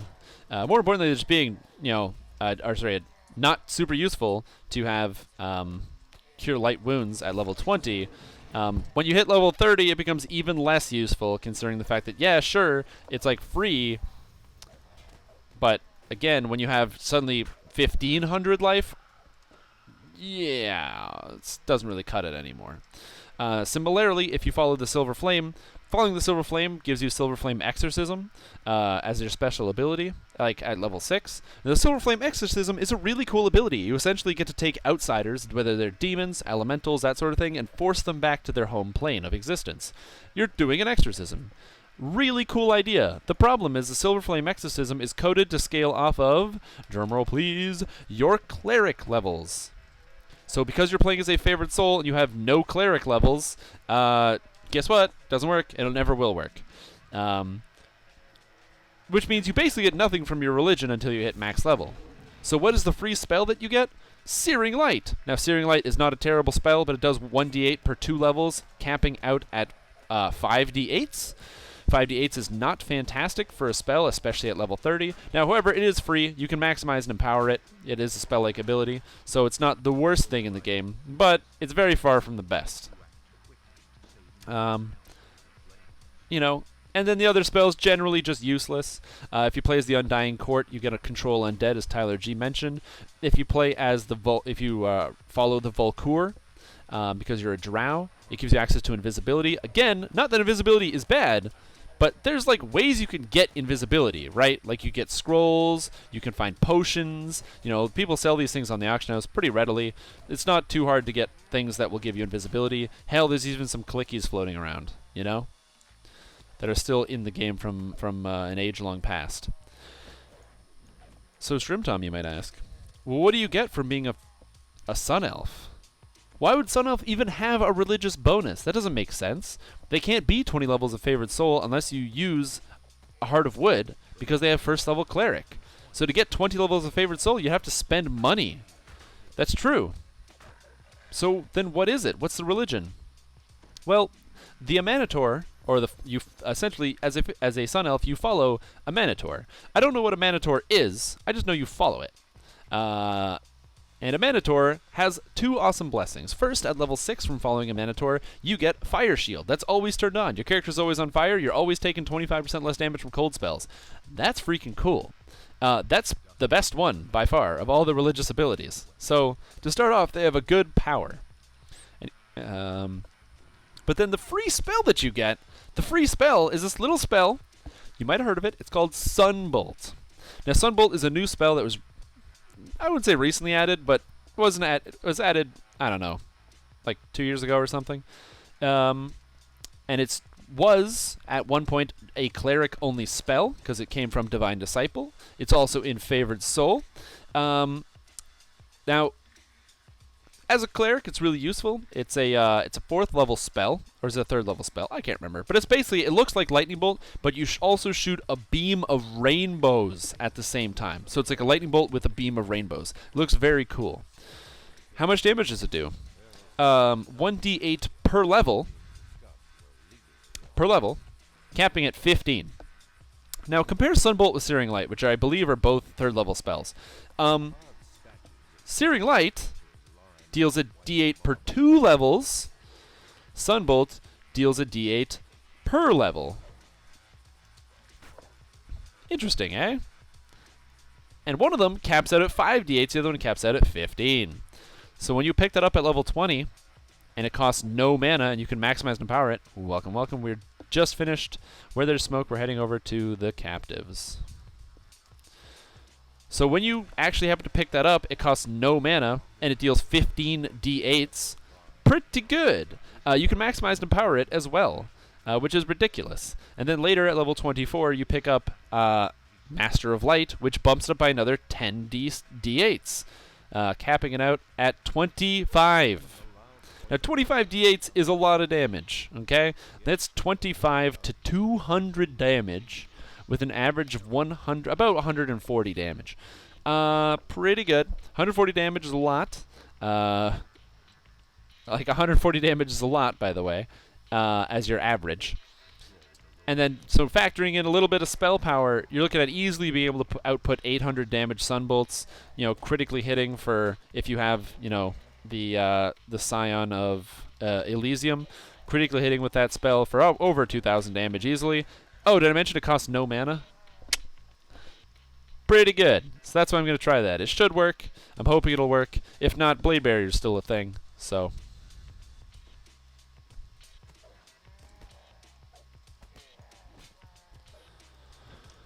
And that's essentially the plan that I'm going to go with. Oh no, I fell. Now, there are a couple of reasons why I didn't want to do the dual-wielding barbarian thing. I think one of the biggest ones is I didn't really want to do... In fact, I didn't even mind doing a dual-wielding barbarian. I just didn't want to do the dwarf con to damage barbarian. The issue with con to damage barbarian is that... Where are they going? Oh, they killed a boss. The problem with con to damage barbarian is you have to spend a bunch of points in a racial tree, and the racial trees suck. They're all terrible. The iconic ones are actually pretty good, but the regular oones, the gnome one's also really good as well. But the non-iconic are basically just garbage. There's no reason to put any points in them. The enhancements are super understated. They're way overpriced.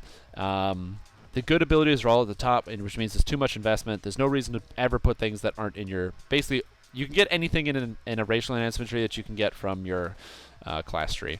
I put a bunch of points when I did my rogue life in the half-orc tree, but the half-orc tree just sucks. I probably should have put the points in assassin and done more damage anyway. That was not critical slashing. That was Colors of the Queen. Colors of the Queen has an ability called, I believe it's Unknown, or Random 1, and Random 1 hits for about 500 damage. Does not scale with spell power, so that's why I did 400 damage there. So yeah, there's pretty much no reason to use racial trees. Now, if there was to be a racial tree rebalance, I would be super up for that. I would be so up for a racial tree rebalance, and right away what I would do is I would take all the cool abilities out of your racial tree and dump them down at the bottom, and basically double every stat in them. So, for example, con to damage on dwarves should not be at the top of the tree, it should be at the bottom. So you should be able to get con to damage right away, and then if you want, you can specialize in the weapon and get bonus damage with the weapon. The way the Purple Dragon Knight is set up. Because I think that would be cool and actually make it accessible. A lot of people don't even know, because they're all multi-selectors, so you don't even have to look that far up the tree. Like, who's going to be like, looking all the way up here? Like, you're a new player. What does this mean? What does this do? I don't know. I'm starting here. So you don't even see the cool possibilities that are present deep within your tree. And then basically, they need to double almost all the numbers in all the trees to make them at least even sort of competitive with class trees. Class trees are really good, and every time they do a class pass, they're basically making all of the class trees insane and ridiculous and overpowered. Not a bad thing. I'm stoked for like overpowered class trees. I love overpowered class trees. Feeling super strong is awesome. I love the idea of building a character that feels really, really good. But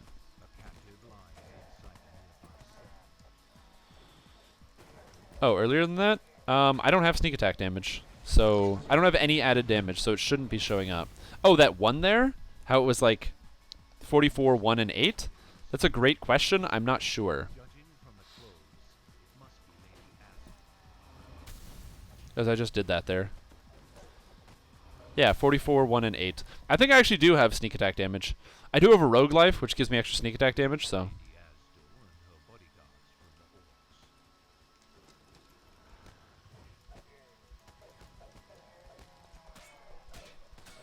Get the syndicate guy down. Gotta kill all these orcs. Gotta get the extra bonus XP. Did I get the bonus XP? Onslaught? No. Where? I wanted XP! No, I wanted conquest. Oh well, I guess there's no conquest for me. But yeah, I'm doing 1 extra damage, and I do not know why. It's a good question, I'm not sure.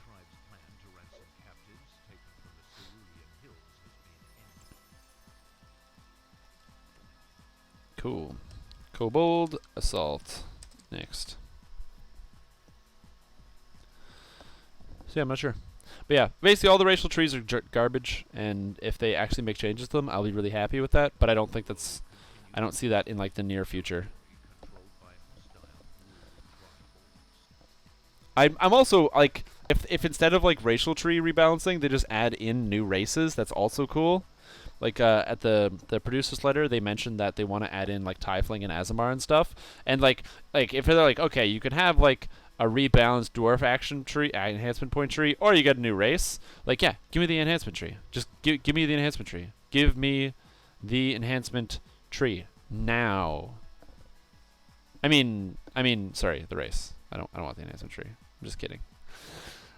Sometimes I feel like my priorities are messed up, where I'm like, man, I know we could have this like really cool thing. I want the race. Where's the quest? Where's Kobold Assault? There it is. Can we get all 4 elemental Genasi? What will your first life run after you hit completionist? Why do you take 14 favorite soul for your tank? Why not just 12? A couple reasons. So first, well, actually, there's a bunch of reasons. So the first is that if you take 14, then you get 1 6th level spell. I didn't want 1 6th level spell. I wanted 2 of them. Also, I wanted even better than that. I wanted my 7th level spell. I wanted Greater Restoration. When you get hit with negative levels and crap in combat, that just totally blows. Especially if you're fighting like beholders and things. So being able to quickly get all your negative levels back or other players' negative levels back instantaneously is like just something I find valuable. So I wanted the level 7 spell for Greater Restoration. And I picked up 2 6th level spells. I picked up Heal and another one. It's also that I couldn't figure out what other 2 levels would actually benefit a character, because I went 6 Paladin for a reason, but for just to get access to like the good cores. But I couldn't really see a reason not to go 14 favorite soul, you know?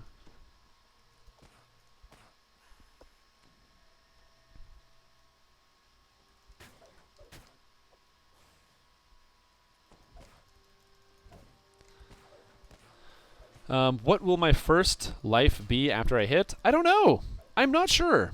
I honestly can't decide. I have a lot of builds floating through my head. Bearlock is like up there. Bear Warlock, so going Druid, so basically taking 2 levels of Druid to get Bear form, then taking 6 levels of Warlock to pick up, you know, all the good Warlock abilities. Ow, this guy hurts! Oh my god. Okay. Bludgeoning weapon. That's why you have 2 weapon types, by the way, when you fight champions like that. That basically take no damage from your attacks. Damn, that hurt. Oh my god. Hey, die. Oh, I did not take Blade Barrier because I don't have any. I don't have any ability points. But yeah, Bear Druid or Bearlock seems pretty good. So yeah, it would be 2 levels of Druid, then you take 6 levels of Warlock to get all the Warlock stuff. Then you take some more Druid. You take Fighter levels. You take 4 levels of Fighter, but you take your 4 levels of Fighter later. So that way you use the Fighter levels on taking Shield Mastery and improved Shield Mastery. The problem with the build is it's kind of reliant on having on like a good shield. So there's that. So you get Shield Mastery, improved Shield Mastery, stuff like that. And then you have the rest Druid.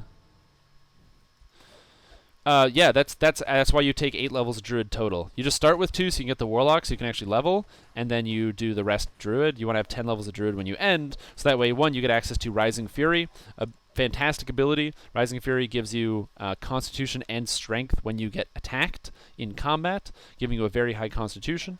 And of course, Bear Druid in itself grants a lot of Constitution, so just a bunch of free Constitution. But yeah, Bearlock is something I'm genuinely interested in. I think it'd be a pretty fun build. As I said, I'm not sure what the first one will be. I kind of also want to do Tempest Ranger. I think Tempest Rangers just would be a lot of fun. I've seen a lot of people play really good, really strong Tempest Rangers, and I'd like to know what all the hype is about.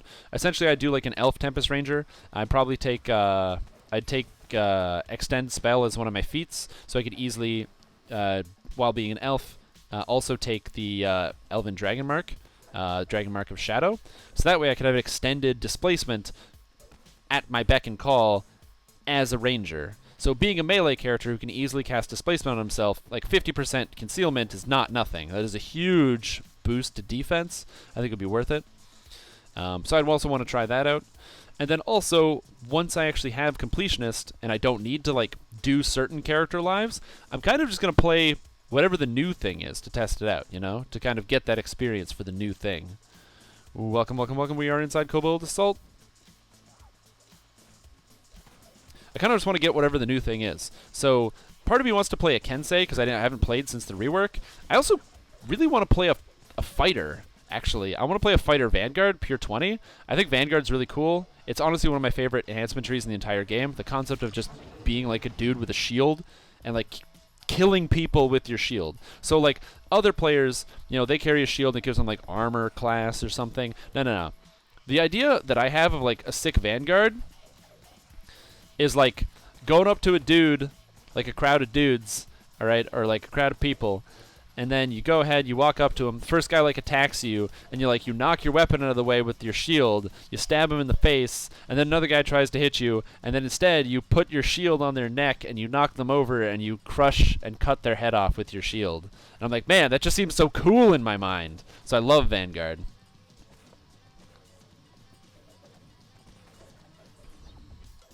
Cold Spect? Ooh, do you have a Leopard's Chill too? A Leopard's Chill and an Ice a Temple of Elemental Evil item? Because that does sound really cool. Unless you're talking about cold arrows like Arcane Archer. No. Probably Vanguard Fighter. I think Vanguard Fighter would actually be better just because the Kensei tree has such a ridiculous amount of damage. You can synergize it really well. Plus all the extra feats. Tons of physical and magical resistance rating coming out of that. You don't have to put any points in Stalwart Defender, and you still get good physical and magical resistance rating from Heavy Armor Mastery. I think it'd be very, very strong. So that's another one. Oh, thanks for watching, Andy Josh Hall. I did not see your message because I was talking too much. If you missed it, I can't help you, but I'm sorry. Yeah, the Temple of Elemental Evil Cold Leather is, like I said, it's hard to pick up a lot of the epic Temple of Elemental Evil items. I'm kind of sad that I missed the farming boat, but I'm hoping at some point I can put together a Temple of Elemental Evil build. Kensei Tempest sounds good on paper, but the problem is, do you really gain more from actually not getting the full 20 lives or full 20 levels? Like, how would you split that, right? Because the big problem is that one of the best parts about Kensei is the level 18 core is amazing because it gives 20 melee power, and the tier 5 of Kensei because it gives 20 melee power for a total of 40 melee power. But if you're playing Tempest, you want tier 5 Tempest because that's stronger, which means you don't get the you don't get the 40 melee power from Kensei. So I don't think it'll be worth it. Yeah, that'd be cool.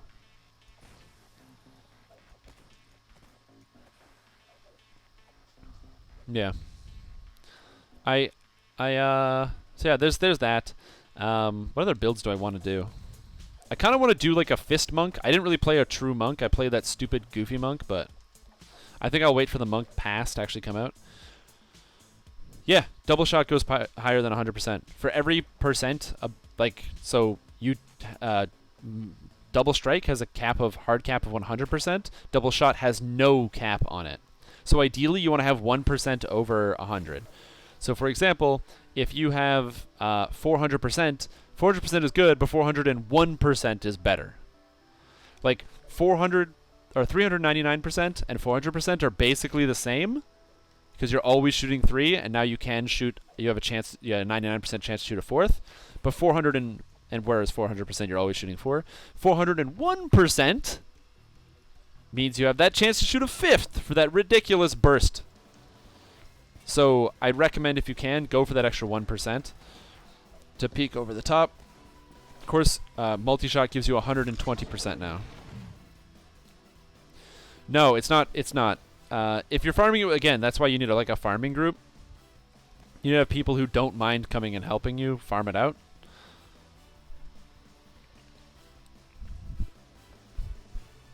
We have 2 Tempest Rangers. Except this dude has Abishai set.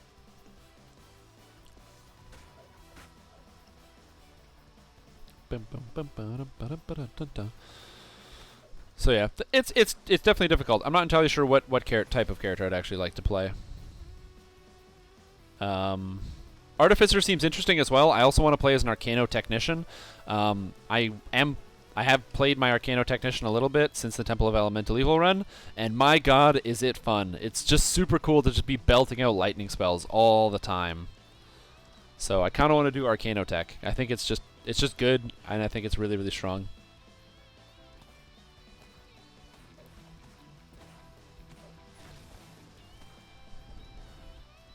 Yep. That's how my build works, right?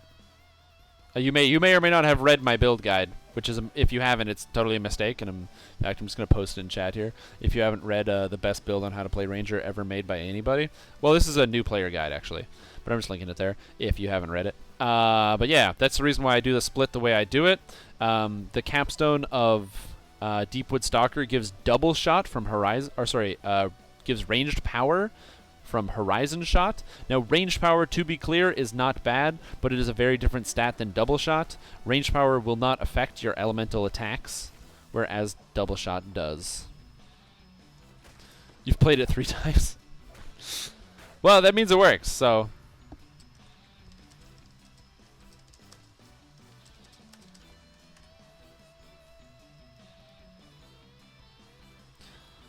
So as I said, I know it works. If you played it 3 times, I know it works. So that makes me happy, man. It makes me warm and fuzzy inside. I'm like, oh, he likes my build. He likes my guide. Yeah. I don't have any rings, so that's cool. I got 4 false life or something. Next quest is Red Fang the Unruled. Lots of traps in this one. Yes, next level is Barbarian. Ooh, baby, look at the points. Oh god, leveling up is hard. Click, click. Yeah, level 5.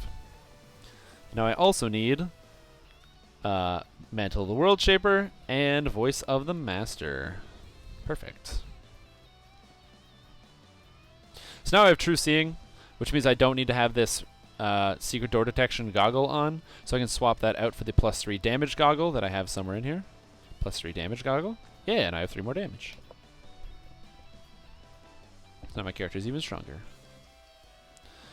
Where do I want to put my points now? I guess an extra con is pretty good.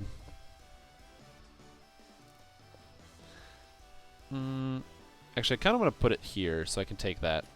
That's when I take level 6. So we're going to do that. So I'm going to put it here so I have longer rages. Yeah, DM's vision is just really nice. Also, having True Seeing means that anytime guys got blur or displacement, you don't have to worry about that. Hey Nash, thanks for watching. Hope you had a super fun time. In fact, I hope everybody has a super fun time, because why would I hope that anyone doesn't? I'm not an asshole. Well, I am, but I'm not that much of an asshole. Oh, spiders. Oh god. Oh no, it's slashing resistant. Bludgeoning weapons. Swap to the bludgeon. Oh, it's bludgeon resistant. Oh shit. Okay, it's slashing and bludgeon resistant. Need assistance. I need backup. Holy crap. Slashing and bludgeoning resistant. What planet is this? Oh, man. I've talked about this many times, but I'll reiterate it here again.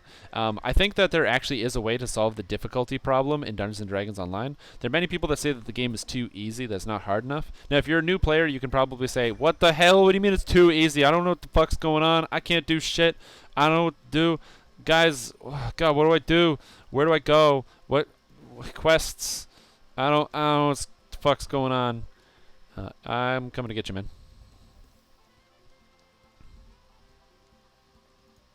The traps are nasty in here. But like if you're a new player, you get confused and don't know where to go or what to do, and the monsters hit really hard and take a lot of damage. So I understand the game's hard. More importantly than the game being hard, which it is, you also run into this like incredible, interesting conundrum where you know, like I said, it's hard on the multiple levels. It's hard of like you don't know where to put your stats. It's hard on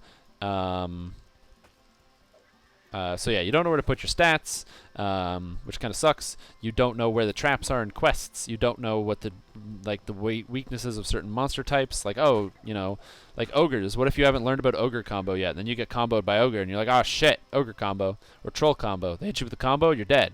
You're the 1, 2, 3, you're just stone dead. You know, so. But for new players, their difficulty experience is totally different. But for old players, they're like, well, clearly you just got to stun the ogre when he's like mid combo, and you know, and then clearly you just gotta like, just don't get that's a champ, you know, that sort of thing. So they added in champions to attempt to murder the veteran players, and they work fairly well. The cool thing about champion monsters is they're resistant to different damage types, so it kind of forces you to have to swap to alternate weapons, like I've got here. You know, I said I'm swapping to my bludgeoning weapon in an attempt to kind of keep myself alive in certain situations when I know the monster is going to be slashing resistant. But also, as a cool and nifty side feature, they also get different affixes, which really make them a lot stronger. So as a good example to start out with, you're looking at lots of traps in here. Another great example, Fortification is an ability which allows you to be completely immune to critical hits and sneak attacks. However, there is a modifier that certain characters can have. Welcome, we're inside Red Fang the Unruled. There's a modifier that champions can get, and the modifier is Fortification Penetration, where they can penetrate your fortification. So they don't care how much fortification you have. They're still going to critically hit you, and they're still going to sneak attack you. So all of a sudden, that monster that normally does like 100 damage is going to critically hit you for 400, and you're going to die in one hit. Too bad. Sorry, fortification. Same thing with having true seeing, so they can ignore all of your concealment from things like displacement and blur, which can strip you of your defenses. And honestly, it's a step in the right direction. Oh yeah, you get penetrated. Like they penetrate every single defense that you have, all the way down, to your very core. So it's important. It's a really cool feature. It's basically one of the best parts about Diablo 2 was the fact that monsters, the more difficult monsters had cool affixes that made them different. You had to treat every fight a little bit differently, because when you walk into a group of monsters and you see that monster has stone skin, you say, okay, my physical damage is not going to do nearly as much. I have to have some kind of alternate way to deal with this monster. Unless you're playing Whirlwind Barbarian, then you just hit Whirlwind. But that's not the point. What matters is if people want harder difficulty, they have to take this concept of champion monsters and kind of expand upon it. So my version of a higher difficulty is make more difficult, more challenging champion monsters. Maybe not elite, maybe either added as a separate difficulty or just keep the champion monsters in elite. But the idea that I would have is I would make it so that every single monster in the quests are champion monsters. So now you have to deal with every single monster, like this baby glass spider and everything else, has some kind of affix on it. Uh-oh. Uh-oh. I don't have a curative cloak. Oh no! If only I had a curative cloak! Oh no, dude, I don't have a way to heal you.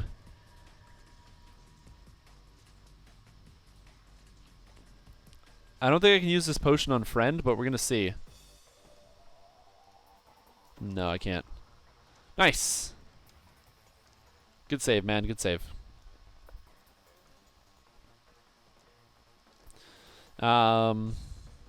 But yeah, if you were to actually try to increase... Yeah, you and your curative cloak. You're right. Is that what you want to hear? Do you just want to hear you're right? You probably do. I know my voice is beautiful, so hearing me say you're right is just magical. But yeah. So I would make it so that every single monster has affixes. That way, every single encounter causes you to think about it, or you have to actually think about the monsters before you just bum rush into the monsters. However, not only would every monster have an affix in my insane difficulty concept here. So the way you get through this trap here, because we don't have anybody who can actually disable them, is you follow this path. You run like this. And you did it. You gotta make sure you jump over the barrels, and you'll be safe. No, actually. Additionally, you would improve. Uh-oh. Anyone able to do a stone recon? Because I do not have... Oh, there's no more shrines, actually. And I don't have Raised Dead. On top of that, I would change some of the affixes. So every monster being a champion, of course, would be a big deal.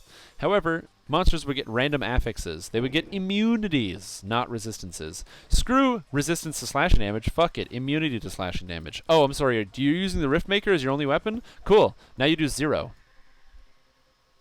To like 2 of the monsters in the group. And sometimes they're immune to cold, and sometimes they're immune to fire, sometimes they're immune to light damage. Basically, any of the player dealt damages, evil, all sorts of things. So that's what I'm talking about. Sick affixes that would make it so you have to think. You can't just bum rush through a quest. Immunities on monsters, man. That's what I'm talking about. And then, yeah, that would completely butcher new players. New players wouldn't be able to play it. Monsters that are hitting for like 3 times as much damage have way more health, and complete immunities to certain types of damage. Yeah, that's sadistic and ridiculous. but it's difficulty.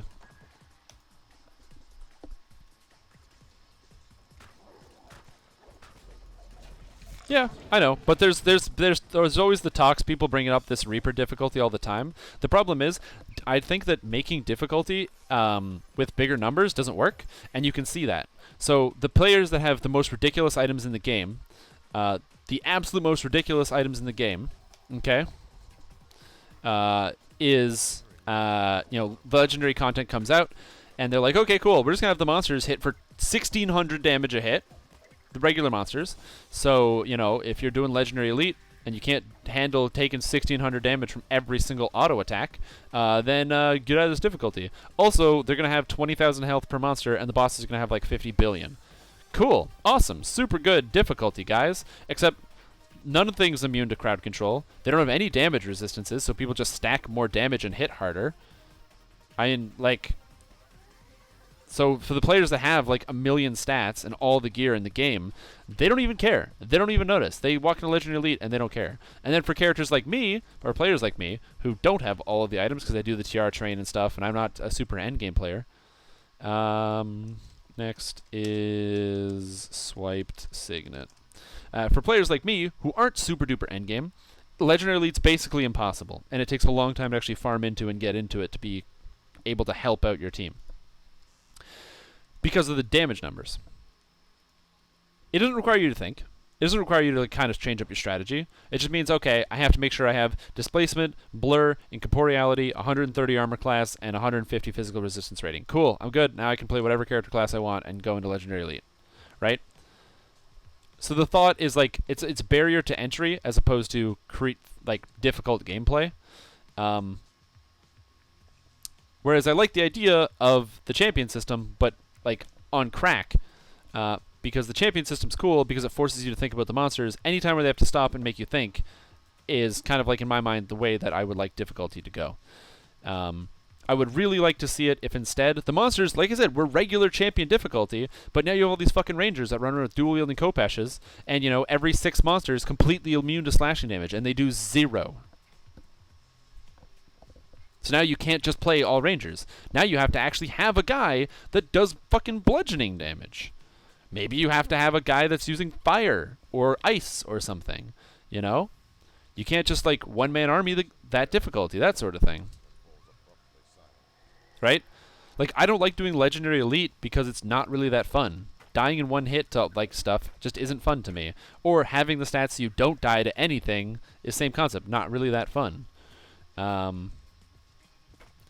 But something that would force you to think. So think of it like 4 affixes per monster, and also potentially looking at as an affix crowd control immunity. So temporary red name. Oh, and I forgot the most important thing about this difficulty setting I suggest. Every single monster in the quest is a champ. Yep, no, I agree with that one. Yeah, but imagine every single monster, including bosses. So your boss has 4. Grudge is a champion! Grudge is a champion! Grudge is a champion! Grudge is a champion! It's dead. But including bosses. Only get to brag that you tanked Hound of Zoriat. Yeah, exactly. Yeah, so that's essentially the thing. And that's also the hardest problem.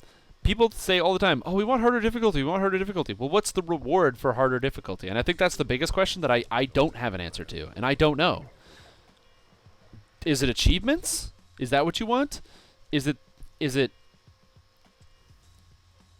that's why you can't play elemental specific builds? Maybe. Essentially it makes it so you can't solo the difficulty. Oh, where'd he die? Oh, my bad. Monsters. But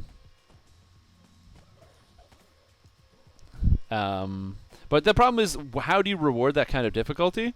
There's no real way to reward that kind of difficulty. I don't know what you would give to that kind of player. Do you give them more experience? Do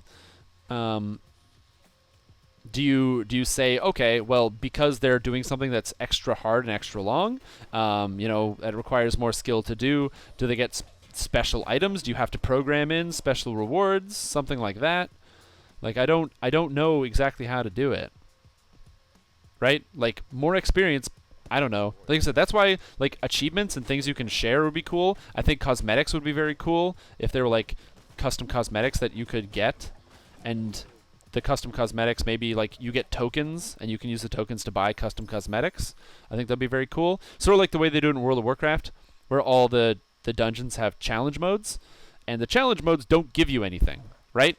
You don't get anything from doing challenge modes. I guess technically you get like shitty garbage tier or trash tier gear that's not even comparable to the raid gear, but you get cosmetics.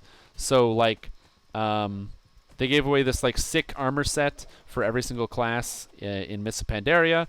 They gave away the sick awesome weapon set in Warlords of Draenor. Although I'm gonna be honest, I didn't like a couple of the weapons. Like the two-hander was terrible looking. I hate it. So that would be kind of cool as a reward. I just don't know how many people would go for it. Looking cool is important, though, especially to me when I play the game. I want to make sure my character looks cool. So that's why I have a lot of different custom cosmetics or cosmetics bought from the store, because I think looking cool is important. But yeah, that's honestly something I'm not entirely sure about. I don't know what kind of reward you would do. I don't even know what would entice me to do a harder difficulty. Actually, although I'd like to put it on you guys, if there was a difficulty setting that was so challenging it essentially required you to have a full group, what reward would be okay for you? Say you take a quest, okay? A quest like, I don't know. What's a good one? The Crucible, which used to be like an hour-long quest. Now it's like a 20-minute quest. And you turn it back into an hour and 20-minute long quest on the hardest difficulty. What's the reward for doing that? Also, you may not even complete the quest.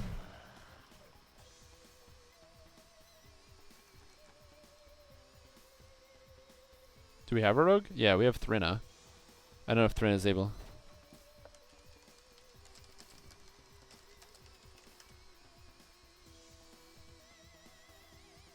I wonder if Thrina can pick this lock.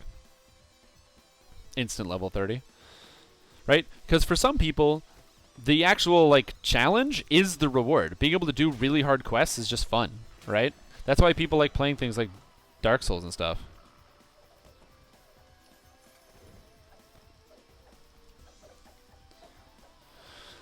Store-bought items are an idea. It's not a great idea because if you can get store-bought items, then the problem is you wouldn't buy them in the store. And the games, they got to make money, man. They got to print them. TR all tunes level 15. That'd be cool if there's a new veteran status, because it proves that you're a veteran of the game. That would be very interesting, and it was only unlockable from doing the like challenges. I think that'd be pretty cool.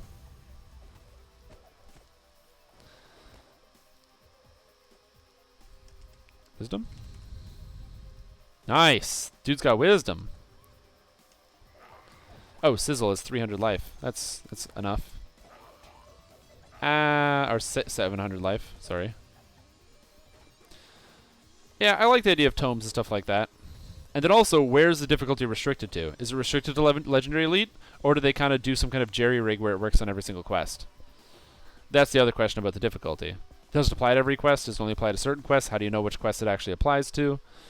I like the idea of the cosmetics, but personally, because I really like cosmetics, I think that having a really cool armor set or something that signifies you're like, I'm a fucking badass and I did the hardest quest in the game. You know, I'm so good. You can be like, basically you can be like, I'm a total loser and I don't leave my house and I don't do anything else. I just play DDO 35 hours a day and here's my like proof of that because of how good I am.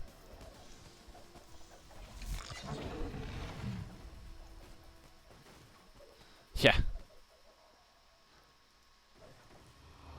I don't know about having a leveling system based on the challenge difficulty.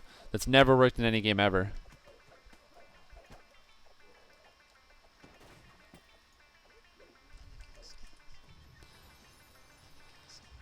Okay. What are other level 3 quests that I'm forgetting about here?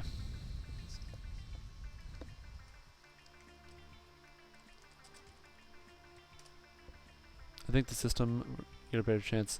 Plus 4 mythic items is good. Yeah, that'd be cool. But yeah, 35 hours a day is like really impressive, you know? Like 35 hours a day is something that not every person can do. Like I play this game a lot, but 35 hours a day is a lot.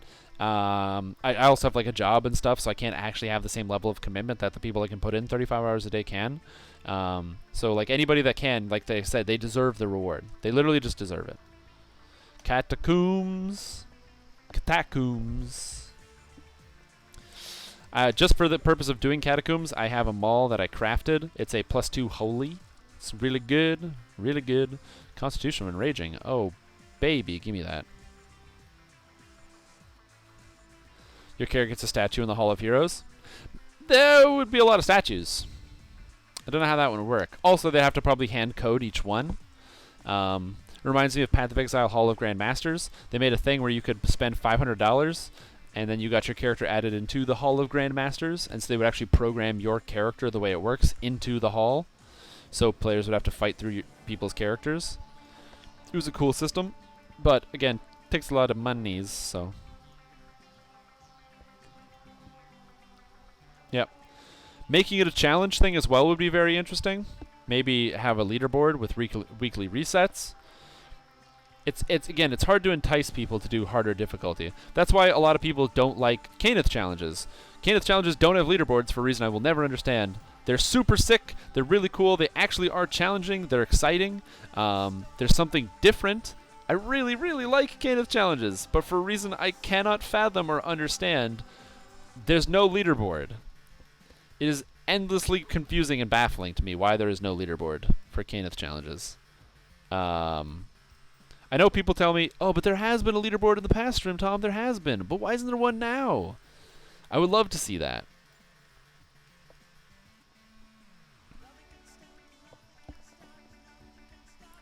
Exactly. In fact, I don't even think power creeping is bad. But I like honestly don't think like if you can do the hardest content, then you should get better items. That's just the way it should be. But the thing is, how much better do you make the items? Do the items that are better trivialize older content? Is it worth it if it's just a small upgrade? Because the problem is, what's more enticing? 2 extra melee power that's stacking, or something like, I don't know, yeah, like 2 extra melee power that stacks from an extra, like instead of +2 mythic boost, you get +4 mythic boost, or a cosmetic that only you could have. Which one is more enticing? Which one makes you feel better, and which one would make you more willing to grind out for it?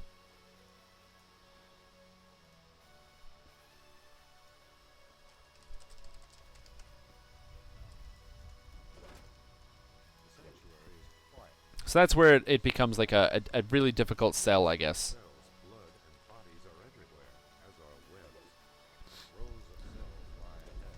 Yeah. Or if the mythic boost was on a cosmetic item. So that way you could still have whatever gear you wanted, but the cosmetics would have the little boosts. That could be pretty cool. Because they have stats on cosmetic items.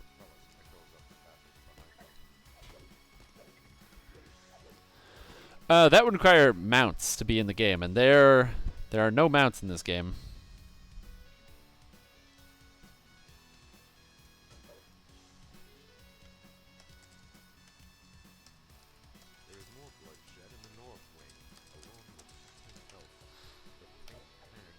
Chance to get tomes, but mythic boosts on items you have. That would be very interesting, like some kind of like sick ass crafting system. I like that. Why did I skip one buff on the ship? Because the buff that I skip on the ship is the healing amplification buff, and the healing amplification buff that you get from the woman does not stack with the healing amplification buff that you already get from the ship. So it doesn't go together. Ascendancy classes, that would be pretty cool. I mean, fuck, if there was a way to make it so that, like, if there was challenge mode thing that would make it so that account wide all of your epic destinies were leveled, oh my god, I would do that in a heartbeat. I fucking hate leveling up epic destinies when I make an alt. That's the only reason why I hate making alts, is epic destinies. Lockpick. Entrance is in catacombs. It's the first floor down. followers that doesn't work as a party member would be interesting.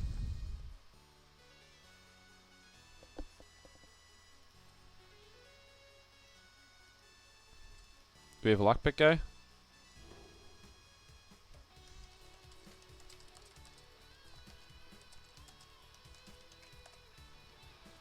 I can't get in. I'm a barbarian. I don't have barbarian lockpicking. I didn't pick half orc.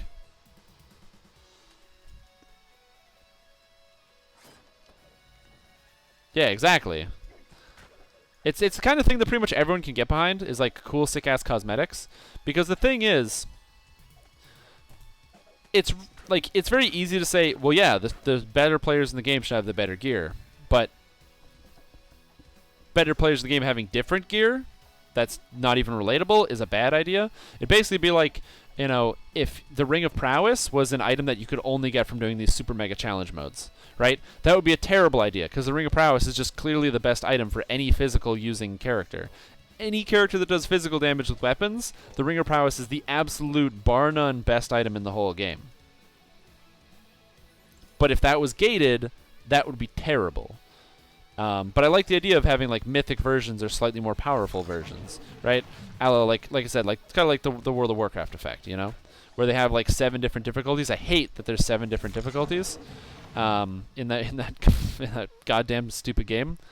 But the fact that if you do it on like normal mode and you get you can get like the cool trinkets with the cool unique effects, but they're just not as good as the harder difficulty ones. So I think that's important too.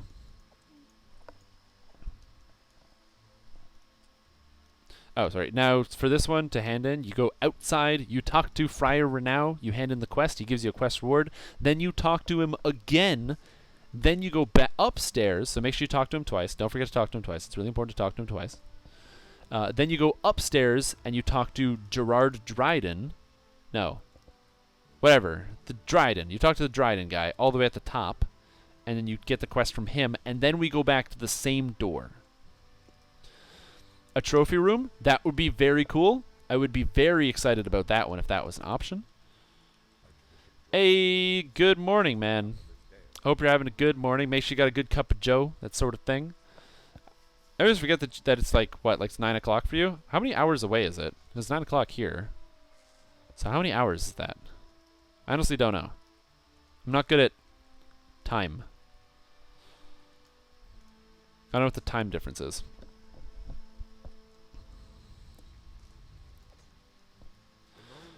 But the fact that I'm not good at time is not surprising to me, because I'm like some kind of like unbalanced psychopath. I don't believe in time zones. I think it's a bad idea. I think that we should just have one time.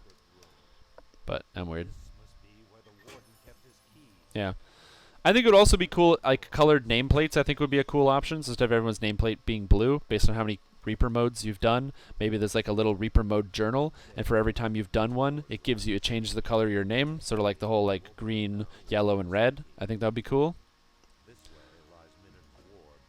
Oh man, on Tuesday, oh, it's 11:30. Man, that'd be so sick if it was 11:30 for me, because like I finish work at 1 o'clock tomorrow. So man, if it was 11:30, that'd be amazing. I would love to be done work.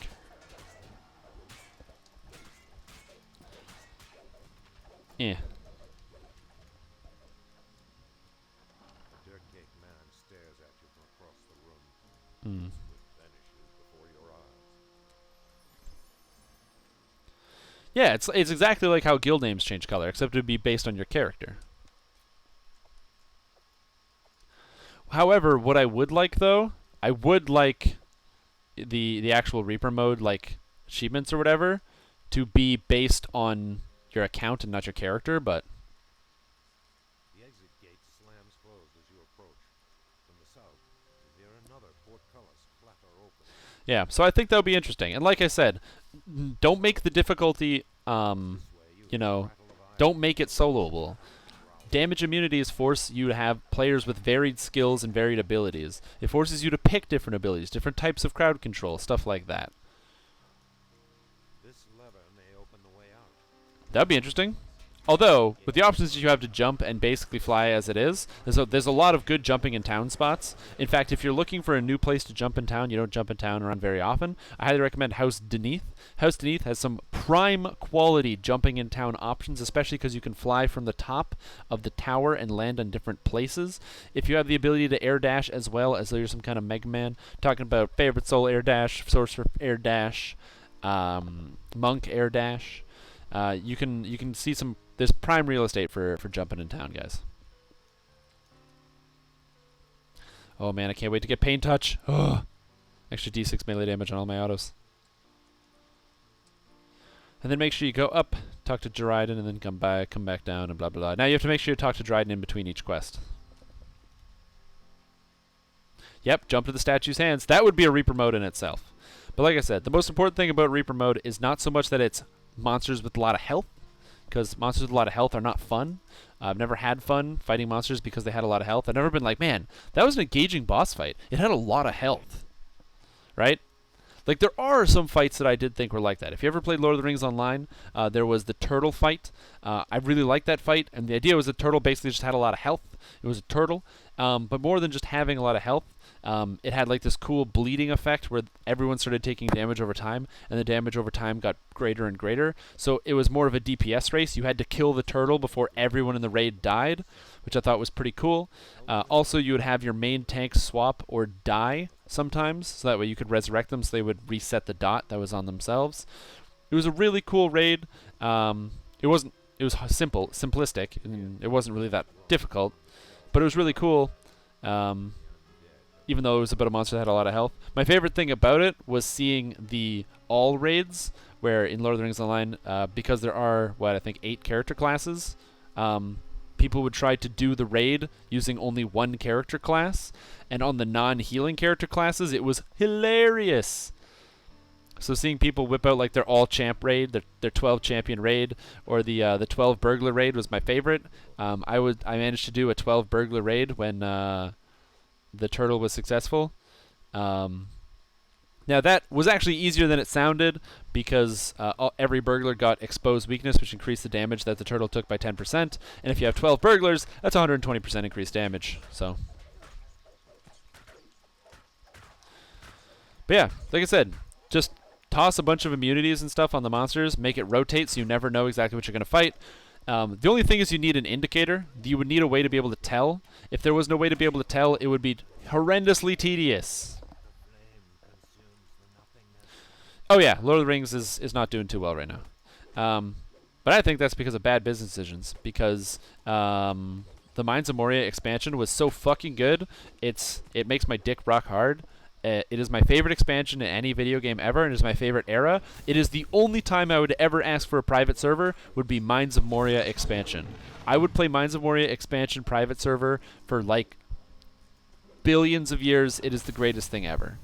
That would be the... I don't endorse or represent anybody that makes or has any unlicensed private servers, but if you know of one where it's Lord of the Rings Online frozen in the Mines of Moria expansion, please let me know. I would literally play that forever. The 6-mans were really fucking good. The 3 raids that they had were really fucking good. I mean, Watcher was kind of annoying, but Dar Narbogud was awesome. That was just a sick raid.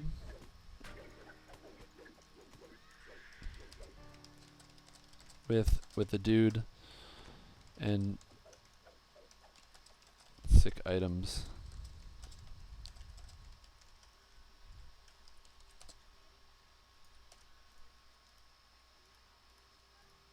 Yeah. On the pedestal, a faint voice whispered. Make audio, visual and audio cues and mechanics. Yeah, exactly. There'd need to be some way to indicate it. So if they're like a monster has like a fiery glow, like a fire shield, and you know it's immune to fire damage or something, or if it has like blades spinning around it, you know it's immune to slashing, that sort of thing. Words are scrawled in blood on the book spines here. Help you hear a terrible rending, gobbling sound from the trail of blood drops leads to this section of shelf and stops. Ghouls.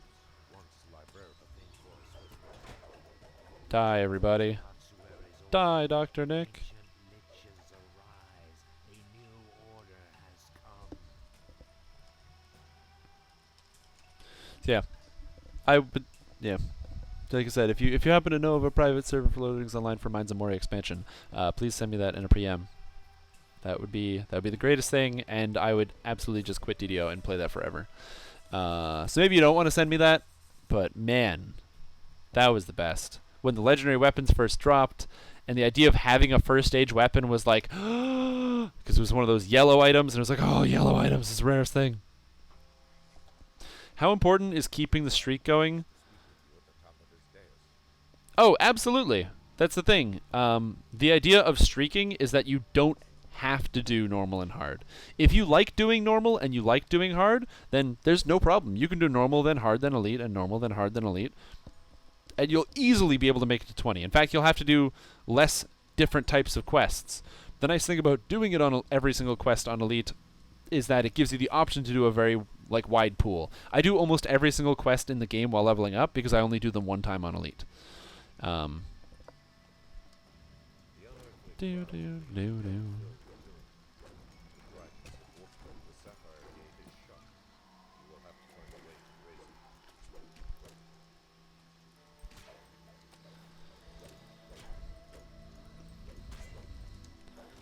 Oh man, that's a giant skeleton. What the hell is with this? That one just had a lot of life, and it was really big. But yeah, you can absolutely do that. Like I said, I mostly just like doing all the quests, so that's why I do the streak thing.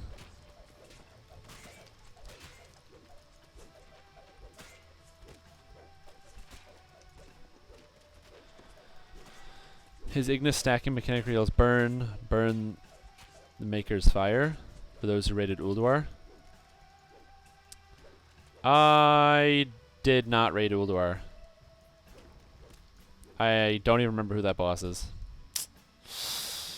I apologize. I'm sorry, boss. The only WoW raids that I'm familiar with are like the Pandaria ones. And I'm familiar with all those and the Draenor ones, because I've done all those on the hardest difficulties.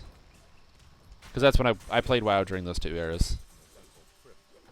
Like I'm not an expert on old WoW. I tried to. I understood what was going on in the Warcraft movie. So I knew what that was about. Do I have 6 stacks of Fury? Oh my god, my character sucks. I don't see why they wouldn't be.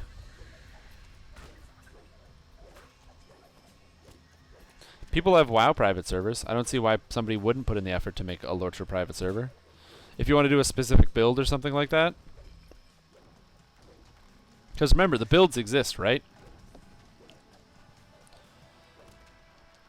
Again, this is... Yeah, but it's private.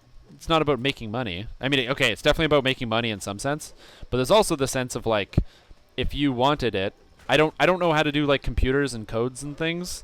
That's like a little bit beyond my poor like simian brain. Like I don't know how how you like put code and numbers in a computer and you get video games. I don't know how that works. But I'm certain that if somebody did, they could probably make a private server for like just themselves.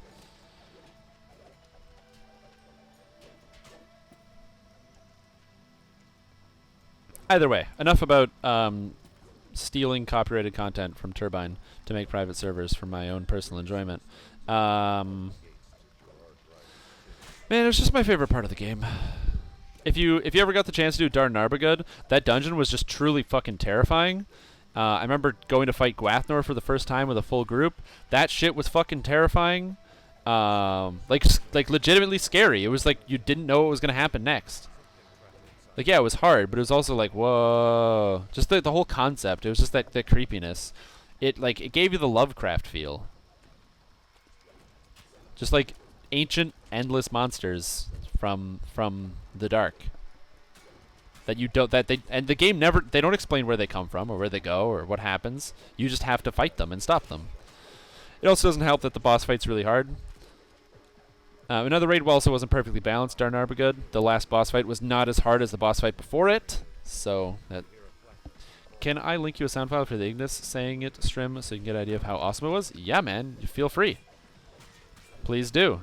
I've done Ulduar in the sense like I've gone through and farmed it to try to get that Mimron's head mount. I just don't really remember. Well, the thing about Lord of the Rings Online is it's no different than World of Warcraft. Like, it was different at a time, because World of Warcraft had the talent system where you had a tree and you put talents in, and then they realized, man, this is a fucking bad idea for player retention. So instead, they got rid of the talent system and went to this like one where you select talents from like a little bar thing. And then Lord of the Rings Online had a system where you could combine different traits to get cool like powers and synergies. It wasn't a tree system, and it was really cool. I really liked it, and it made your character really individualized and interesting. But then they're like, yeah, fuck that, and they got rid of it, and then they got the talent tree system that WoW ended up throwing away, which I don't understand. And it's more complicated, and sometimes it feels hard to tell exactly what's good. I don't like they took away spells and left them in the specifically with the talent trees. I thought that was kind of goofy. I didn't like that. So they basically gave you specs instead of just kind of putting whatever abilities you thought were good. Granted, though, the 5 blue, 2 red hunters. 5 blue, 2 red. Because you had the people who were bad and they played 5 red hunter, and you had the people who were good and they played strength or whatever it was called. And then you had the people that were good and they played precision hunter. Oh man, precision hunter. If you've tried Lord of the Rings Online and you found it banal and boring, I highly recommend, if you actually do want to try something, the Warden class that's in that game is the most unique and interesting class of any MMO I've ever played, and I would pay money if I could play a Warden in this game. I think that would be so goddamn cool. Warden is the coolest character class I've ever seen in the universe. In fact, I still play Lord of the Rings Online, even though I genuinely don't really like it that much. Like the new things, I still play Lord of the Rings Online because I can't stop playing Warden, because that character class is just too good. In fact, that character class is so good that I have a setup. I take my my PlayStation controller. I have it mapped out to play Warden, so I can play specifically with a PlayStation controller because I love Warden so much. I'm that crazy. I'm that crazy guy.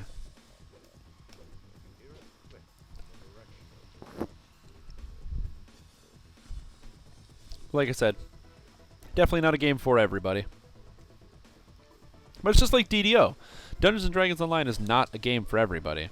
If you're the kind of player, that plays Dungeons & Dragons with your friends, you may not actually enjoy this game because, again, it's an action RPG.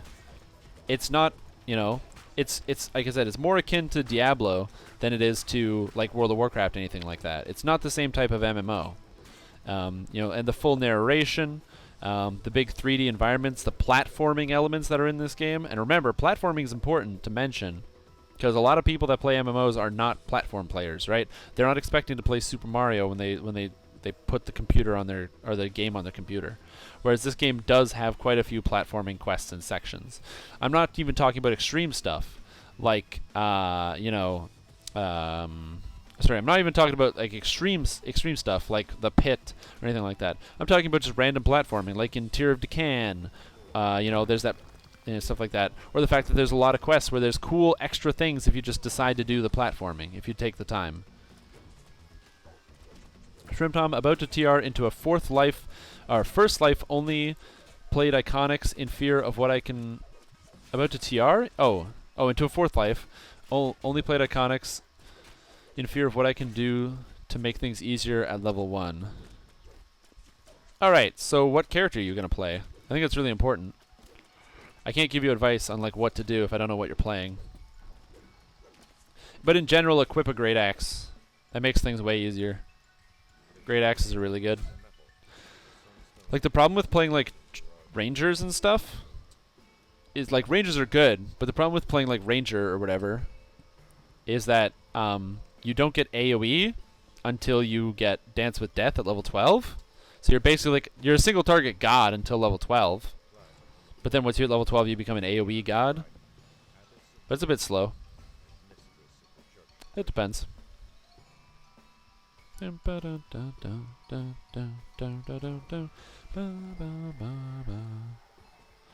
Paladin? Dude, Vanguard. Just play Vanguard Paladin. Vanguard Paladin's super broken. It's so fun. Like, when I say super broken, I mean like super broken. Like, you do so much damage with Vanguard Paladin. It's kind of disgusting. You can do an insane amount of damage. You have stuns going everywhere. You can max out your charisma really easily for damage because the shield, the DCs on your stuns and stuff is based off your highest stats. So if you happen to do charisma, it's even easier. So you get ridiculous saves, ridiculous self-healing. You get a shield. Small dragon shard fragment. Cool.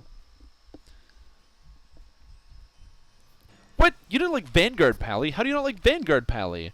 The shield charge, you get the air dash, you get the 6 shield attacks where you're doing your shield stuff. Maybe you may not have also used some of the newer shields.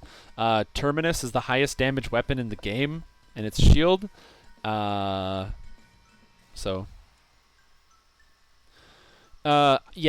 If you want to play an end game, yes. If you're not playing end game, it doesn't matter. If you're just leveling to 20 and reincarnating, you don't have to. But if you, because you can get the small shield of the Devil's Soldier. But if you are playing end game, yes, take Tower Shield. Tower Shield is really good for end game. Because damn it, I clicked the wrong item. The top tier Tower Shields, Terminus, stuff like that, are Tower Shields. All the top damage ones are Tower Shields. And Purple Dragon Knight Shield is not a very good shield when it comes to damage, contrary to popular belief. Although it does have Vorpal, which is kind of neat. And now we have Pain Touch. Yeah, Pain Touch.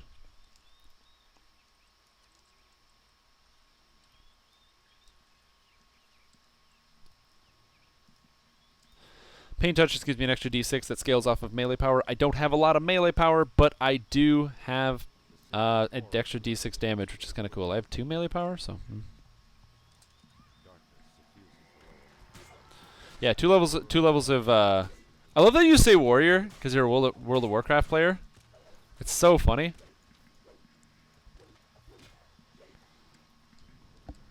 A bunch of traps in this one, so be careful.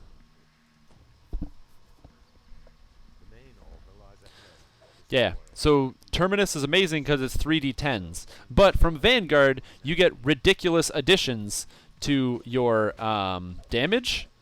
So you get improved W all over the place, like higher W or whatever. So you get an extra +4. So you can deal 12 d10s as the base damage. 12 d10s is a lot of damage, by the way. It's a little bit much to be adding. So, very, very cool.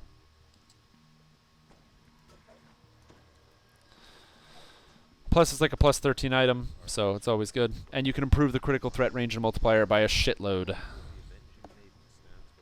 Oh, my phone buzzed. Why did that happen? Oh, I forgot to mention this. Hey, you guys that are... Oh, uncanny dodge. Oh, you can't touch me. Can't touch me. Can't touch me. With 32 AC and 26% dodge, it's pretty good. Pretty good. Yeah, it's minimum level 29, but that's why I said end game. It's not mid game, it's end game. For those of you that are here now, and you don't know, you may not know this, you're like, God damn it, you know what? I love Strimtom. This guy is my soul animal, or spirit beast. I don't know, I'm something. And you're like, man, I wish I could see this guy all the time. Did you know there's actually multiple places where you can find Strimtom? You can find me on Twitter. You can see my Twitter thing is right here above my face. But more importantly than that, there's actually a channel that I stream on personally. If you're having fun and you're having a good time here, I highly recommend you follow it. I stream at erratic times with no schedule. So if you don't follow me or follow me on Twitter, you're never going to know when I'm streaming because I'm super, super consistent like that. Ow! That did like 100 damage. That tub of liquid, it's still there. It's sitting in the same place on the floor. I don't know what to do with it.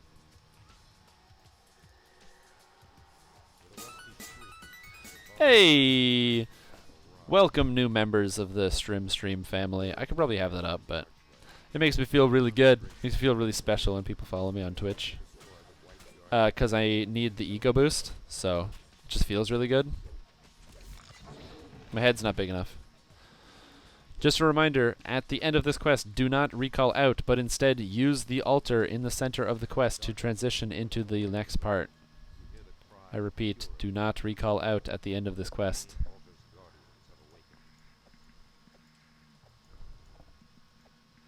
Yo, man, you hear that tingly wingly sound? That sounded like Nyan Cat?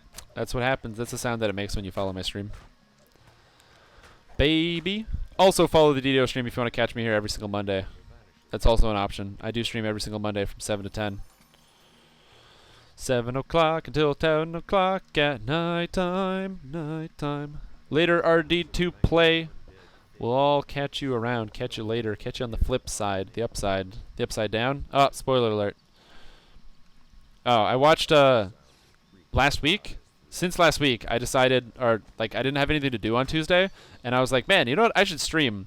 Instead of streaming, because I was feeling kind of off, and I wasn't sure if I did want to stream, instead I watched the Netflix show Stranger Things. Oh my god, that show is pretty good. I highly recommend you watch it. Highly recommend you watch it. Don't look it up. In fact, honestly, if you've seen the commercials for it, it's probably not really worth watching anymore because I hadn't seen any of the commercials. I just had somebody tell me like, "Yo, have you seen Stranger Things?" I was like, "No." And like, "Cool, it's like pretty good. You should watch it." So I just watched it and it was really good. Then I saw the commercials. Man, the fucking commercials spoil the whole show. I fucking hate commercials. I can't watch commercials or ads or trailers. It ruins everything. God, it takes like all the excitement out of it. So don't if you've seen the trailers for Stranger Things, don't watch it. It's not worth it. I'm just saying that right now.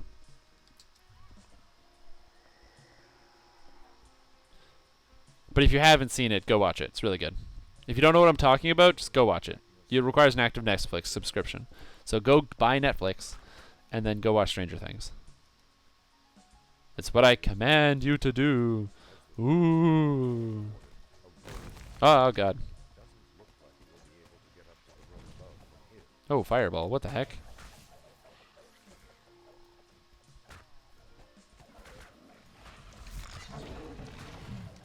I like that extra Bane damage. I don't know. Some people don't have Netflix. I mean, I technically don't have Netflix because I split it with somebody else. Like, I pay for it, but I split it with somebody else. But pretty much everybody has access to Netflix. It is 2016.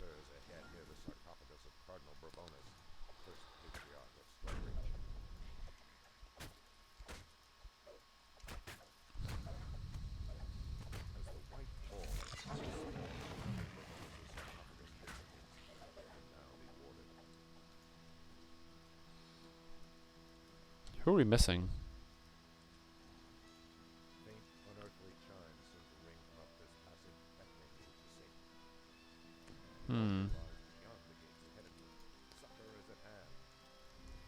Yeah, man. Still has access to Netflix. It's your mom's Netflix, but it's Netflix, right? Boom, boom, boom, boom, boom, boom, boom.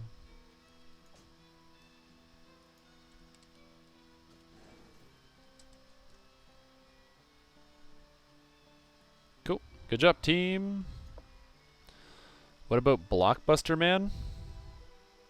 I'm not familiar with Blockbuster Man, that Twitch emote. It should be an emote though. I don't know why you can't use Blockbuster Man. That should be like an emote. It should be just like a sad person. Just a very, very sad person. It's like Blockbuster Man. Like instead of Feels Bad Man or Feels Bad Man, it should be Feels Blockbuster Man. Why am I running the wall? It really should be Feels Blockbuster Man.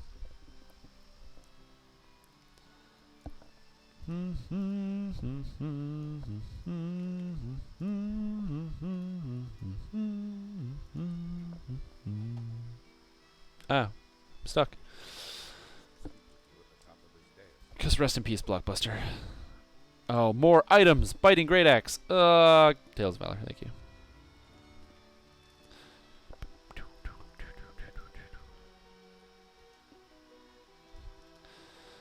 Yeah, man, it's just the old guard. It changes.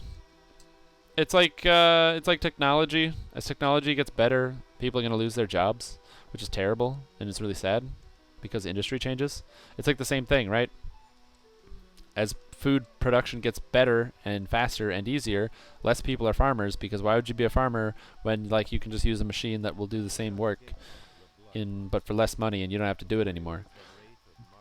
But the problem is like if you do that, like people lose jobs, and that's horrible, because then that's like people's livelihood and all sorts of stuff, socioeconomic pressures and blah blah blah. I'm not smart enough to know all this stuff, But it's like, man, it's like the same thing. Blockbuster. It's like it had to go away.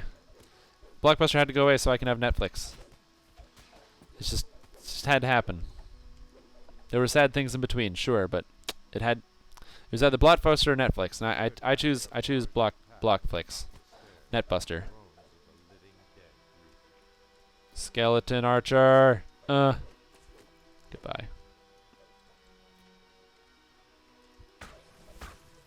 Oh, slashing resistant ghouls.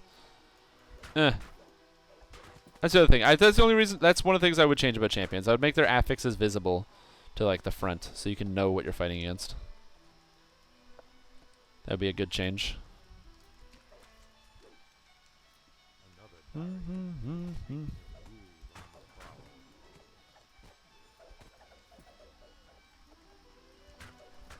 Die, ghouls.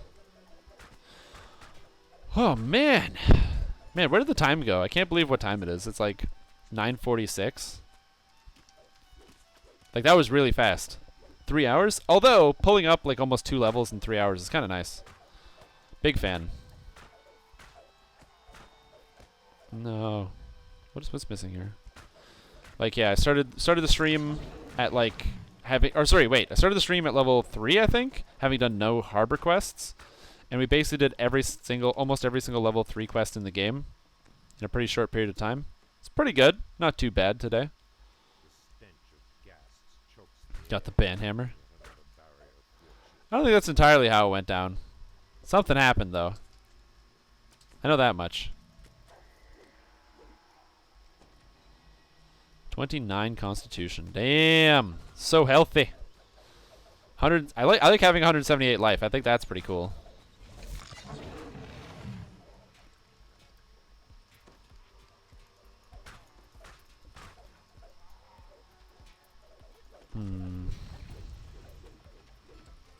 Oh, that was me that did that force damage. Oh, I opened the last one.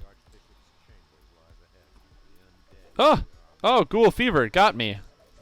I actually failed to save versus a disease, but my fortitude save is 20. What? Madness.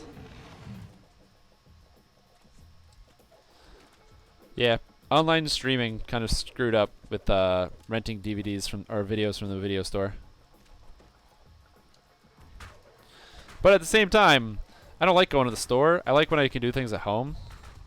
Although I will say, one of the things I still enjoy doing, and I will probably enjoy doing for the foreseeable future, is I really love going to like thrift stores and buying music. I love going to thrift shops and picking up music because CDs are like $1, and so it's like a no risk investment. So I can just literally buy whatever I think sounds cool. Like I see a CD from like an artist I've never seen before, and I'm like, oh cool, this band looks neat, you know, and then I pick it up. That's how I found Smash Mouth's album. Oh God, how do I not know what this is? Astro Lounge, fantastic album, great album. Never would have known how great that album was if it wasn't for the fact that I bought it at a thrift shop.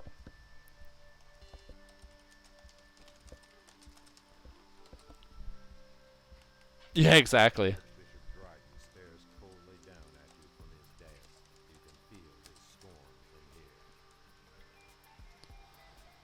Yeah.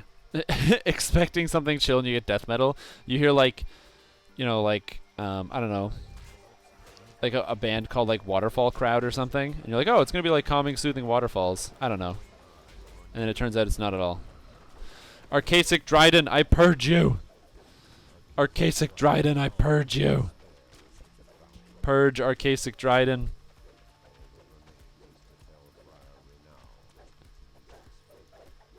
Nice. Good work, everybody.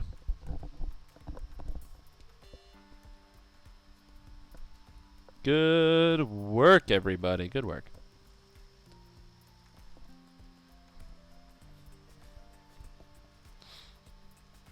Now we got an end reward. Yay, I want a sick end reward. Give me something good. Come on, Friar. Templar's Chain. Oh, it's +2. It's way worse than my item. Morningstar of the Heretic. Ugh, awful item. Oh God, Sanctuary. Prayer beads, a ring that gives wizardry. I can't really use that. Man, all these items are bad.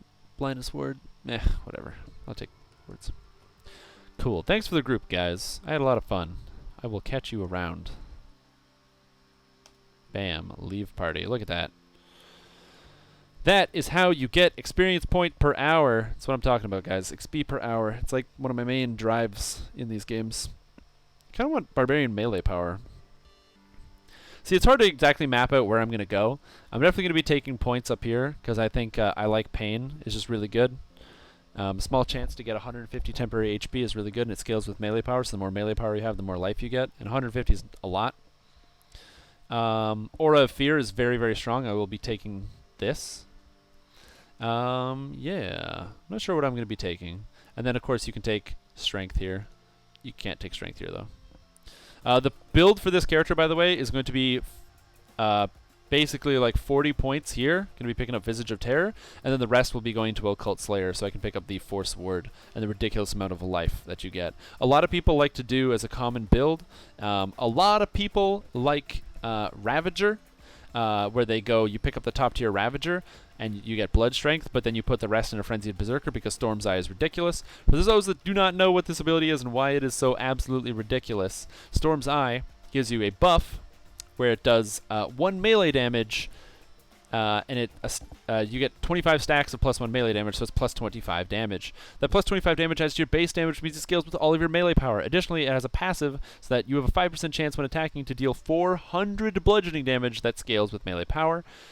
That's fantastic for 2 reasons. The first reason is that it applies on glancing blows, which is amazing. And secondly, that Storm's Eye buff is one of the strongest attack damage buffs in the game. Combine that with the extra melee power right here, 30 melee power from melee boost. Ooh, you're in for some damage. However, Visage of Terror, on the other hand, gives 40 healing amp and 4 constitution, and 150 life. Also, 100 life here, 60 life here. Can you, and 100 life here. This character's going to have so much life, it's ridiculous. I don't think Mind Over Magic is very good, because you get spell resistance equal to your constitution score. Even if you have like 88 spell resistance, that's basically not very good, because it doesn't stop any of the damage spells that get through. So I really, really consider using Mind Over Magic. It's very hard to determine why you would use Occult Slayer as your top tier, especially because you get 1 Spirit, which is great, because it heals 400 positive energy, but it costs 100 Weapon Bond. So if you're not dual wielding, you're not getting Weapon Bond back that fast. Although it does give magical resistance rating. Occult Metaline is interesting, but not really that great. Seeker Strike is kind of cool because it gives you an expanded critical threat range attack, but the problem is it costs an insane amount of weapon bond. It's still hard to build up past that.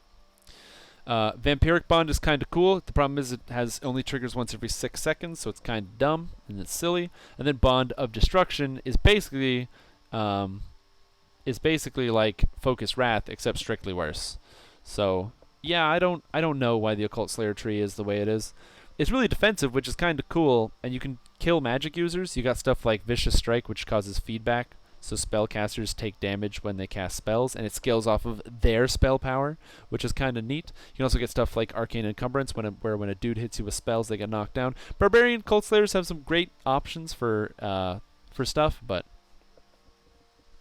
going to Treeform last turn, insane damage. Oh yeah, man. Treeform is crazy. I've seen some really interesting Treeform builds, people that try to keep it consistent. I've seen a dude take 3 levels of Wizard just so we can get the aura pulsing, so that way each pulse is gonna be picking up more stuff, so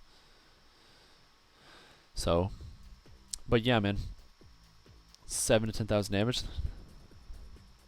Yeah.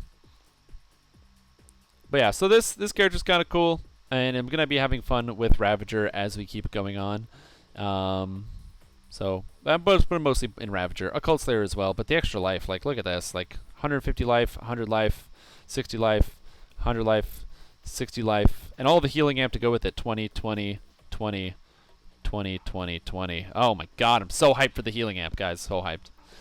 Anyways, that's where I'm going to end the stream today. I'm really, really, really tired, and I have to go to bed because I have to get up at 5:30 tomorrow morning, which is less than 7 hours away. Go me. So thank you guys for watching. I hope you all have had a super awesome night. If you want to catch me again, I'm here guaranteed at 7 o'clock on the DDO stream every single Monday, non-stop, which might actually stop soon, but I don't know. I have to see what my internet connection is going to be like when I get to Moncton. If you enjoyed this, please go here and follow me. I don't know, man. It depends on when I get a goddamn graphics card in the mail, so we'll see. Anyway, thank you guys for watching. Have a super duper duper evening. I'm gonna go to sleep in the bed. The bed's over there. You see the bed? That's where I'm gonna go. This bed. This bed is my bed, and I'm gonna go there and I'm gonna sleep. So it's gonna be great. Good night.